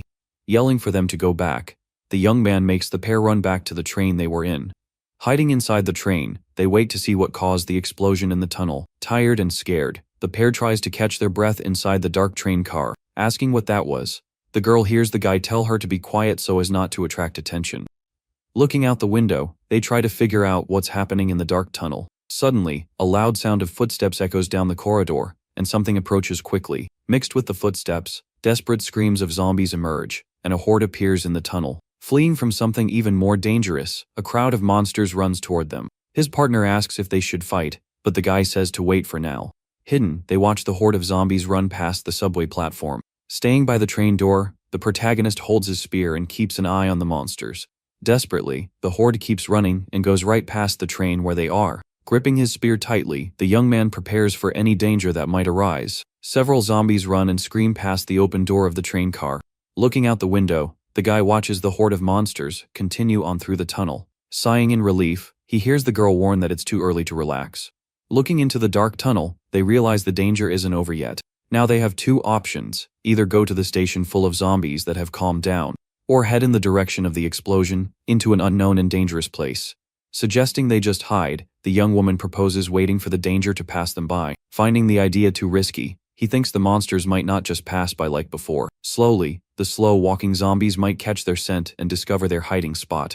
In silence, the pair thinks about what the best decision would be now. With a determined look, the young woman says she will follow the assistant manager's lead. Deciding to go back the way they came, the guy wants to act before the monsters see them. Starting to run back along the platform, the pair escapes the imminent danger. Some zombies that were left behind start to notice the survivor's presence. Running as fast as he can, the protagonist thinks they're just a little bit away from escaping. Warning that they need to climb up quickly, the guy wants to escape the approaching zombies. Realizing they are already in Section 3, he sees the monsters getting closer and closer. As the pair prepares for the difficult climb, the girl grabs something from her bag. Sitting on the edge of the platform, the young man waits for his partner to get ready to climb. Asking where the zombies are, she hears him say that if they don't make any mistakes, they can escape. Extending his hand, he helps her climb up to the platform above safely. Holding his hand, the young woman is pulled up hard as he complains about the slippery sweat. With sweaty hands, he holds on tight to her hand, so she doesn't fall into the darkness. Suddenly, her hand slips, and he can't hold on to her firmly enough. Falling back onto the lower platform, the girl leaves the guy desperate over the fall. Noticing her presence, the zombies turn toward the sound of the fall. Silent for a moment, the young woman is stunned by the unexpected fall. Scared, she looks at the monsters and realizes she's in a very dangerous situation. Running toward the young woman on the platform, the horde of zombies advances. Desperately, the protagonist yells her name from the higher platform. Yelling for her to get up, he sees the young woman quickly get up to escape the monsters. Reaching out his hand again, the guy manages to grab her arm more firmly. With great effort, the pair works together to escape the fast-approaching zombies. Managing to grab the guy's leg, one of the monsters tries to pull him down. Looking down with shock and fear, the girl sees the zombie latched on. With a strong kick, the girl manages to get rid of the zombie that grabbed his leg. Falling back to the lower platform, the creature allows the pair to finally climb up. Approaching, other zombies surround the fallen monster to devour it without mercy. Yelling for them to run now, the guy makes the pair advance along the platform to safety. Running, they find a door to go up to the next level of the subway station. Rushing up the stairs, the pair escapes the zombies still on the platform. At the top of the stairs, a zombie appears by surprise and tries to attack the protagonist head-on. Managing to defend himself, the young man pushes the monster away with a well-aimed blow. Determined, the girl watches the scene and prepares for the fight to come.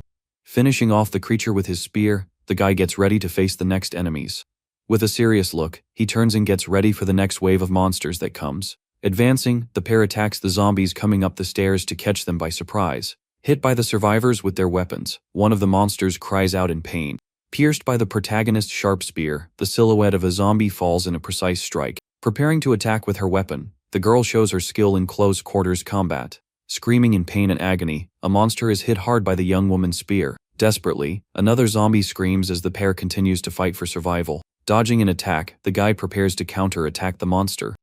Landing a strong kick to a zombie's chest, the young woman knocks it to the ground with the impact. With her spear, she prepares to deliver the final blow and finish the creature once and for all. After a long fight, the pair finally manages to get into a safe room in the station. Tired and hurt, they sit on the floor to catch their breath and rest a little. Saying that was a close one, the guy hears the girl agree, taking a deep, relieved breath. Asking how it is outside, he hears her say she can't see any zombies nearby. Sitting on the floor, the young man takes a deep breath, feeling the relief of being alive. Suddenly, he remembers something and asks about her leg with concern. Looking at her boot, the young woman sees bloodstains but doesn't understand what happened. Scared at the thought of being bitten, she tries to calm down and deny it. Then, the young woman remembers feeling something brush against her leg during the chaos of the fight. With wide eyes, she panics at the thought of having been infected. Telling her to calm down, the guy says he will check the wound carefully. Holding her foot, he sees a small scratch on her ankle, but nothing too serious. Relieved, he says it wasn't a bite, but just a scratch from a zombie's claw. Surprised, the girl asks if zombies have sharp claws now too. Confirming they do, he tells her not to worry, as he was also scratched and is fine. Asking if it's true, the young woman is reassured by him with a confident and calm look. Affirming with certainty, the guy assures her she will be fine and doesn't need to worry. With an expression of pain and relief, the young woman takes a deep breath and tries to calm down. Starting to cry, she says she seriously thought that would be her end. Showing a small scratch, her leg doesn't seem to have a serious injury. Saying it was good to find a first aid kit, the guy prepares to disinfect the wound. Complaining that the kit is incomplete, he notes the lack of alcohol coagulants, or saline solution. His partner agrees they were lucky to find the kit at all. Noticing the food has been looted, he hears his partner think the looters must have passed through quickly. Suggesting they rest for a bit, the protagonist sees the young woman agree with the idea. Suddenly, He hears a noise and turns to investigate the source of the sound. With a surprised look, he notices something he hadn't seen before in the room. Finding a key shining on the floor, he realizes there was still something useful there. With the key in hand, he smiles and says he won't have to worry about where to sleep. Looking for something else, he complains that he messed everything up in his rush to find it. Rummaging through a bookshelf, he finally finds what he was looking for there. With a victorious smile, he finds the subway station's logbook. Flipping through the logbook, he finds important notes about the station's routine. Finding a locker password written in the logbook, he celebrates the discovery. Going to the locker, the guy prepares to open it with the password he found. Turning the lock, he manages to open the locker, to his partner's surprise. Asking if he knew what he was doing, the girl hears him confirm with a smile. With wide eyes, she is shocked and can't believe what she's seeing. Then, she asks how he knew all of that and is very curious to find out. Revealing that he used to work in the subway before the apocalypse, the protagonist surprises her. Explaining, he says he learned that the codes for the safes are always in the logbook. Curious, the girl asks if there's anything special in the safe, and he says it's mostly keys. However, the guy reveals that the most important item for them is stored inside. With a smile, he opens a wooden box and reveals a shiny gas gun inside. Explaining that subway stations always keep firearms, he shows her the item. Meant for cases of robbery or attack, the weapon is to prepare the employees. Handing the wooden box to his partner, he asks her to keep it safe. Refusing, the young woman says she's never touched a weapon and wouldn't be able to use it. Agreeing with her point, the protagonist seems to understand the young woman's hesitation. Putting the box in his backpack, he gets ready to continue their journey. Showing the key he found earlier, the guy sees the girl ask what it's for. Handing her the key, he watches her take it with a curious expression. With a confident smile, he says the key is for the station's employee lounge. Finding the employee lounge, the girl recognizes the place immediately. Asking him to open the door quickly, the young woman sees the guy prepare to use the key. Putting the key in the lock, he successfully opens the door to the room. With a smile of relief and surprise, the pair looks at each other for having found a shelter. Entering the room, the girl holds the door to make sure no zombies follow them. Lighting up the place, the young woman notices the room is small and worse than her old shelter. Huddled in a corner, a strange, pale man is covered by a dark cloth. Scared, the pair prepares for danger as the guy holds a drink in his hand. Approaching the huddled man, the girl tries to check if he's okay or a zombie. Lifting his head, the man then looks at her with an empty, lifeless gaze. Realizing he's already gone, the young woman sees that the huddled man is lifeless in the corner of the room. Saying he doesn't look infected, she concludes he passed from starvation and apologizes for taking the clothes. After taking the clothes and blankets, the pair gets ready to rest for a bit. Lying together on the bed, the young woman comments on how good it is to rest in a safe place. Suggesting they take the blankets, the guy makes her wonder if they can carry everything. Saying yes, he explains that the food is running out and their backpacks are almost empty.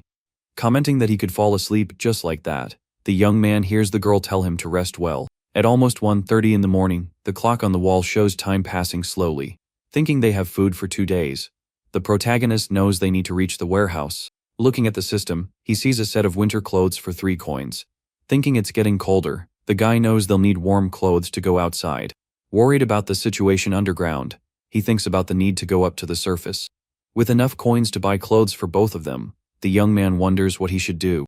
With a tap on the screen, he gets ready to purchase the winter clothes. However, he hesitates and decides to wait a little longer to think the decision over. Noticing there are new things in the system, he wonders if there was an update. Looking at the new options, he thinks that if he uses that the right way, it might work. Leaving the subway station, the pair finds the street covered in snow and ice everywhere. Waking up his partner, the guy hears her grumble, asking for 5 more minutes of sleep. Getting up sleepily, the young woman starts to pack her things for their departure. With a yawn, she gets ready to leave, and the guy tells her they need to get moving. In the subway tunnel, they find an overturned vehicle blocking the path on the tracks. Thinking someone put the vehicle there on purpose, the protagonist is suspicious. Offering to check the situation up close, the girl climbs onto the vehicle carefully. Putting something in her mouth, she looks over the vehicle to see what's on the other side. With wide eyes, she is shocked to see what's on the other side of the blockade. Trapped by the overturned vehicle, a huge horde of zombies is gathered on the other side. Climbing down quickly, the young woman is confused, not knowing what to do with so many monsters. Scared, she says there are dozens or even hundreds of zombies trapped on the other side. Suggesting they try the other side of the tunnel, the guy looks for a way through. Running to the other side of the station, the pair looks for a safe exit. Realizing that this is the only subway line to their destination, they are out of options. With the only way out being to return to the surface, the strong wind outside is a big problem. Saying they can't hesitate, The guy states they need a way to mask their scent. He suggests searching again for anything useful they might have left behind. Leading the way, the girl and he start searching the station one more time. Stopping for a moment, the protagonist seems to have an idea to solve the problem. Opening the system, the guy looks at the screen with a serious and focused expression. Finding an item called Explorer, he sees that he can buy hidden items in the shop. Deciding to buy the item, the protagonist hopes to find something useful. With a tap on the screen, the item appears, and he understands how the system works. Starting to search for something specific, he types in the search bar. Wondering if it's possible to find a vaccine, the young man searches for a cure to the zombie infection. Hopefully, he types the word vaccine in the search and waits for the result. Unfortunately, the system finds no results for his search. Trying other words like antibodies and virus vaccine, he sees that nothing works. With no results found, the Explorer item is not consumed by the system. Disappointed, the guy sighs but thinks it was worth a shot anyway. Deciding to search for a deodorizer, he looks for something to mask their scent. To his surprise, the system finds a deodorizer that lasts for 90 minutes. However, the item costs 1 coin, and he finds the price a bit too steep.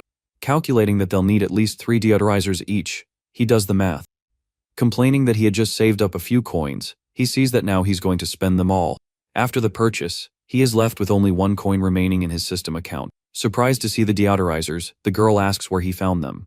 Holding one of the bottles, she wonders if the product will actually work against the zombies. Suggesting they give it a try, the protagonist says that in the worst-case scenario, they'll just go back to the station. Spraying the deodorizer, the pair gets ready to leave the subway station. Asking if she's ready, he hears the girl confirm with a determined expression. Leaving the station, they face the snow-covered street and the strong wind. Pointing the way to Yi-dong, a street sign shows the pair's final destination. Warning her to go slow, the guy says they could encounter zombies at any moment. Blowing hard, the wind makes the guy shield his face with his arm to stay warm. Spotting a zombie, the girl warns the assistant manager to stay alert. Walking through the snow, a lone female zombie passes close to the pair of survivors. Wondering if the deodorizer is working, the pair watches the scene. Passing by them without noticing their presence, the creature continues walking down the street. Shocked to realize the zombie didn't notice them, they wonder why. Turning for a moment, the zombie doesn't seem to catch the survivor's scent. Moving away, the monster continues on its way, leaving the pair safe. Relieved, the girl smiles and says the deodorizer actually works really well. Agreeing, the guy tells them to stay strong and keep going on their journey. Spotting a still intact gun shop, they consider the situation. Deciding it's better not to risk it, the protagonist knows that whoever is inside will be armed. Showing the way to a cafe and a food alley, a street sign guides them. Finally, they spot Soyu Station and realize they are close to their destination. Lamenting that he expected to be in Yi-dong by now, the young man sees their progress was slower. Deciding to find a place to spend the night, the pair splits up to search. Observing there aren't many places without broken windows, the girl looks for a shelter. Trying to open a door, the guy realizes it's locked from the inside. Looking through the window, he sees the silhouette of people inside the building and backs away. Deciding that's not a good place, he continues looking for a safe shelter. Walking through the deep snow, the pair feels the intense cold start to affect them. Asking if his partner found anything, the protagonist hears her say it's tough. Needing a place without zombies, they search for a location safe enough to keep them out. Catching the young woman's attention, the guy points to a staircase he found. Suggesting they try going up, he hopes to find a safe place on the upper floor. Climbing the stairs, the pair explores the upper floor carefully to avoid making noise. Saying the place looks clean, the young woman sees no zombies nearby to threaten them. Trying to open a door, she realizes it's also locked from the inside. Frustrated with their bad luck, the young woman looks at the locked door. Suggesting they break the door, she hears him say the sound of glass will attract the monsters. Suddenly, the protagonist asks her to wait and seems to have another idea.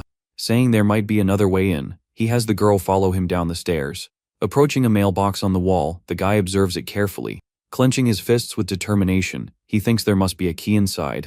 With a focused look, he prepares to open the mailbox and look for the key. With a triumphant smile, the guy shows the key he found in the mailbox. Shocked, the girl celebrates the luck they had in finding the key. Asking how he knew, the young woman hears the guy explain that the cafe stays open late. With the key in hand, he prepares to open the cafe door and find a shelter. Explaining he says the employees hide a spare key to avoid shift mix-ups. Inside the cave they find several sacks of flour stacked in a corner. Surprised to see the flour and eggs, the young woman notices everything is intact.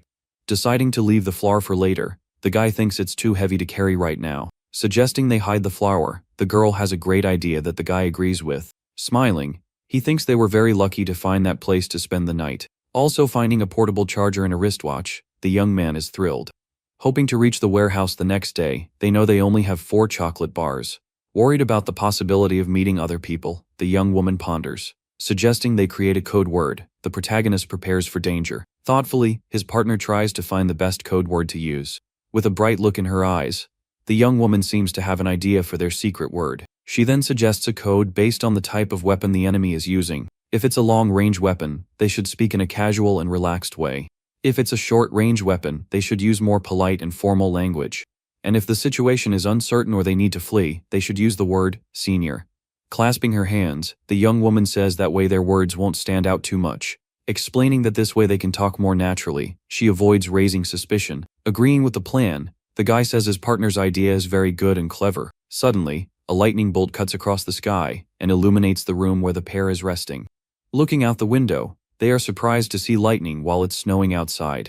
Saying the snow will pile up even more, the protagonist predicts the next day will be tougher. Deciding to rest first, the girl lies down on the table to get some sleep. Standing watch while his partner sleeps, the guy sees time pass slowly. Suddenly, he hears a strange noise and gets up to investigate the source of the sound. Speeding by, a motorcycle on the snow-covered street catches his attention.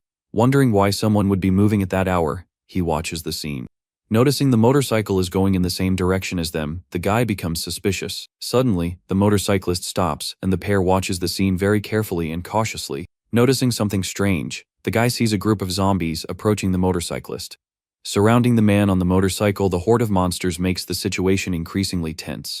Waking up from the noise, the young woman asks what's happening, and he explains the situation. Saying that even if a part of the horde stays, it will mean more zombies, the protagonist worries. Suspecting the motorcyclist might be leading the horde on purpose, he looks for answers. Saying they don't have enough food to wait, the girl knows they can't go back. Suddenly, the guy notices something and becomes alert with the new information he discovered. Suggesting they look for information on the forums, the girl hears him agree with the idea. Commenting on the snowstorm with lightning, the people on the forum find it strange. Noticing that hail is also falling, the guy knows none of that matters now. Someone asks about a shelter on Yeongjong Island, and another says the government is gone. Surprised by the information, the pair continues to read the conversation on the forum. Stating that the shelter is actually a dangerous cult, a person says they escaped from there. Dotting the story, the author of the post questions why strangers would give out food and clothes. Finding the story suspicious, the young woman hears the guy agree that it seems very strange. Remembering that manager Yoon Hik, Jae said he was heading to the west coast, he connects the dots. Deciding to forget about the shelter for now, the protagonist sees his partner agree with him. Regretting not finding anything useful about the motorcycle, he looks for other clues. With a determined look, the guy decides what their next step will be. Showing the chocolate bars, he says the plan is to head to the warehouse. Heading out to the snow-covered street, the pair continues their dangerous journey. Deciding to stop or turn back if they encounter a horde, they prepare for the risk. Saying it's their last chance, the guy knows they need to move quickly from now on. Fortunately, there aren't as many zombies on the street as he thought, and the path seems clear. Saying they must be close to their destination, the girl sees the fog hindering their view. Worried about the visibility, the guy fears the effect of the repellent is wearing off. Warning that if they encounter zombies from now on, they will have to fight to survive. Suddenly, the girl spots something in the distance and points in that direction urgently. Finally, they find the warehouse they were looking for and are relieved.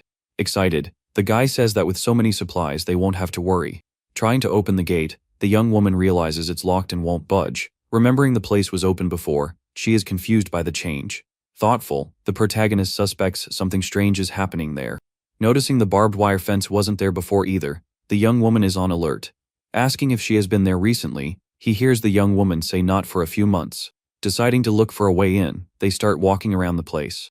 Looking around, the girl prepares for what she might find inside the warehouse. Spotting a weak point in the fence, she says she's going to jump the wall to get in. Pointing to the fence, the young woman says that section looks weaker than the rest. Stopping her, the protagonist says it's too dangerous to go in without knowing what's inside. Finding it suspicious that this is the only unprotected spot, he sees no other option. Silent for a moment, the guy seems to be making an important decision. Saying the repellent has run out, the girl states they need to get in since they have no more food. Agreeing, the young man decides they will take the risk and enter the warehouse. Telling her to be careful, he prepares her to fight if there are people inside. Running toward the fence, the young woman is helped by the guy to jump the wall safely. With a leap, she manages to jump the fence and enter the grounds of the abandoned warehouse. Already inside the warehouse, the girl looks around and says the place seems empty, warning that he's coming down. The guy joins her to explore the warehouse grounds. With a jump, the young woman lands in the snow and prepares for what she might find. Relieved, she takes a deep breath and says they finally made it into the warehouse. Suddenly, someone points a weapon at her head and surprises her from behind. Frightened, she freezes, and the mysterious man tells her to raise her hands. Searching the girl, the man checks if she is armed or carrying anything, saying she's clean. He sees her raise her hands in fear of the pointed weapon. Asking about her companion, the man hears the girl reply that he's outside. Telling her to tell her partner to come in, he guides her through the warehouse's front gate. With the weapon to her head, the man pressures her to call the guy inside. Using the secret code, the young woman shouts, "Opa," and asks him to come to the front gate. Outside, the guy hears the call and realizes someone is with her inside. Understanding the message, he knows there is only one enemy with a long-range weapon. Getting ready to act, the protagonist grabs his backpack to get something important. Taking the jas gun they found at the subway station, he arms himself. Shouting that he understood, the guy prepares to enter the warehouse and save his partner. Inside the warehouse, the mysterious man tells her to tell the guy to drop his weapon. Tossing his spear to the ground, the protagonist deduces it's just one armed man. Yelling for him to drop the weapon, the man makes the situation increasingly tense. Tossing his spear to the ground, the guy is watched from a distance by the mysterious man. Turning around, the protagonist shows he's unarmed for the kidnapper to see. Yelling for him to move forward, the man watches him obey, walking slowly in his direction. Realizing the jas gun has a short range, he knows he needs to get closer. Yelling that he already dropped his weapon, the young man asks the man to release his partner. Ignoring him, the kidnapper prepares for what might happen next in the snow. With a quick move, he shoves the girl and prepares for the final showdown. Approaching slowly, the protagonist waits for the right moment to use his weapon. Giving the signal, the young woman yells no, for her partner to attack the mysterious man. Pulling out the jas gun, the guy fires in the direction of the kidnapper with precision. Surprised to see the protagonist also has a weapon, the man prepares himself. Firing in the young man's direction, he sees the protagonist manage to shield himself from the shot. Feeling the pain of the grazing shot, the guy manages to stand firm in the fight. Firing as well, the kidnapper sees the protagonist manage to dodge the shots. Firing into the sky, the man makes the sound of the shot echo through the snow-covered street. Furious, the kidnapper curses and fires several times in the direction of the guy, who takes cover. Taking advantage of the distraction, the girl throws herself at the man, trying to disarm him. Managing to grab his arm, she stops him from firing at her partner again. With a strong blow, the young woman manages to disarm the man, and the weapon falls into the snow. Yelling for the man to let her go, the protagonist points to his backpack, showing something. Tossing a can of repellent to the kidnapper, the guy distracts him for a moment. Suddenly, the protagonist gets punched by someone who appeared out of nowhere and falls to his knees. Yelling for them to just take what they want, the girl asks them to leave and let them be. Shocked, the young man realizes the man wasn't alone and had an accomplice hiding there. To make matters worse, the gunshots attracted a horde of zombies to their warehouse. Yelling for his partner to get the key, the protagonist looks for a way to open the gate. Refusing to hand over the key, the man on the ground tries to stop the young woman from taking it. Fighting with the man, she tries to grab the key forcefully while he yells for her to stop. Warning that the zombies are getting close, the guy knows they don't have much time left. With a determined expression, the young woman continues to fight to get the gate key. Tired of the situation, she delivers a well-aimed kick right between the looter's legs. With the man groaning in pain on the ground, the young woman finally manages to get the gate key. Running toward the locked gate, she tries to open the way for them. Desperate, she tries to open the lock while her partner yells that it's not ending there. However, the key doesn't work, and the girl panics when she sees they are trapped. Seeing the zombies approaching, the guy attacks the first one with his makeshift spear. Managing to grab his spear, one of the monsters surprises the young man with its strength. Growing desperate, the protagonist realizes they might not be able to escape. With all his strength, he manages to push the creature away and get rid of the monster. Immediately after, another zombie jumps toward him, ready to attack the survivor. Gripping his spear tightly, he prepares for the fight against the advancing creature. With the spear in hand, he faces the zombie running toward him with its mouth open. Screaming, the monster shows its rotten teeth, ready to finish off the guy right there. Shocked for a moment, the young man quickly regains his composure for the fight. Suddenly he drops his weapon, and another zombie grabs him from behind, leaving him defenseless. Seizing the chance, a third monster runs to attack while he is trapped. Throwing itself against the warehouse's glass door, the creature makes a loud noise. Just watching the scene, the two looters do nothing to help the protagonist. Letting out a grunt, one of the men seems pleased with the guy's tragic fate. Fallen on the ground, the young man prepares for the worst as the zombie advances on him. Finally managing to break the lock, the girl opens the gate for them to escape. Suddenly, one of the zombies is thrown hard against the warehouse's glass door. Yelling for her partner to get inside quickly, the young woman says the door is open now. Running desperately toward the door, the pair finally enters the warehouse. Already inside, the young woman struggles to close the door and block the monster's entry. Relieved, they look back and see the zombies banging on the glass, trying to get in. Groaning, the creatures try to break the glass door with their rotten, dirty hands. Showing the keys she found, the girl smiles, relieved to have gotten them. Quickly, she locks the door with a chain and a padlock to ensure their safety. Asking if the manager is okay, the young woman hears him confirm and ask if she was hurt. Confirming she's fine, the young woman sees the guy sit on the floor, looking very relieved. Saying the sound of the gunshots attracted the monsters, he states that for now, they need to get inside. Suddenly, they see one of the looters on the floor, complaining that his eyes are burning. Suggesting they take the man inside, the protagonist sees his partner agree. Helping the man up, the girl carries him on her back into the warehouse. Suddenly, the protagonist turns around with a surprised expression on his face. To his shock, the other looter is assistant manager Choi, who is crying there. Crying manager Choi continues as he holds his glasses, looking very shaken. Asking if it's the guy from the security room, the young woman hears him confirm, not expecting this. Trying to clean his eyes, the other man hears the protagonist warn him not to use the towel. Explaining that the gas effect is strong, the guy says it will last for a day, making the guy angry. Saying that if he knew who it was, he wouldn't have attacked. Choi takes the blame for what happened. Thanking him for his understanding, the protagonist is watched in silence by the young woman. With his glasses back on, manager Choi seems calmer and picks up a hot kettle. Offering a hot tea to the pair, he sees the guy thank him for the kind gesture.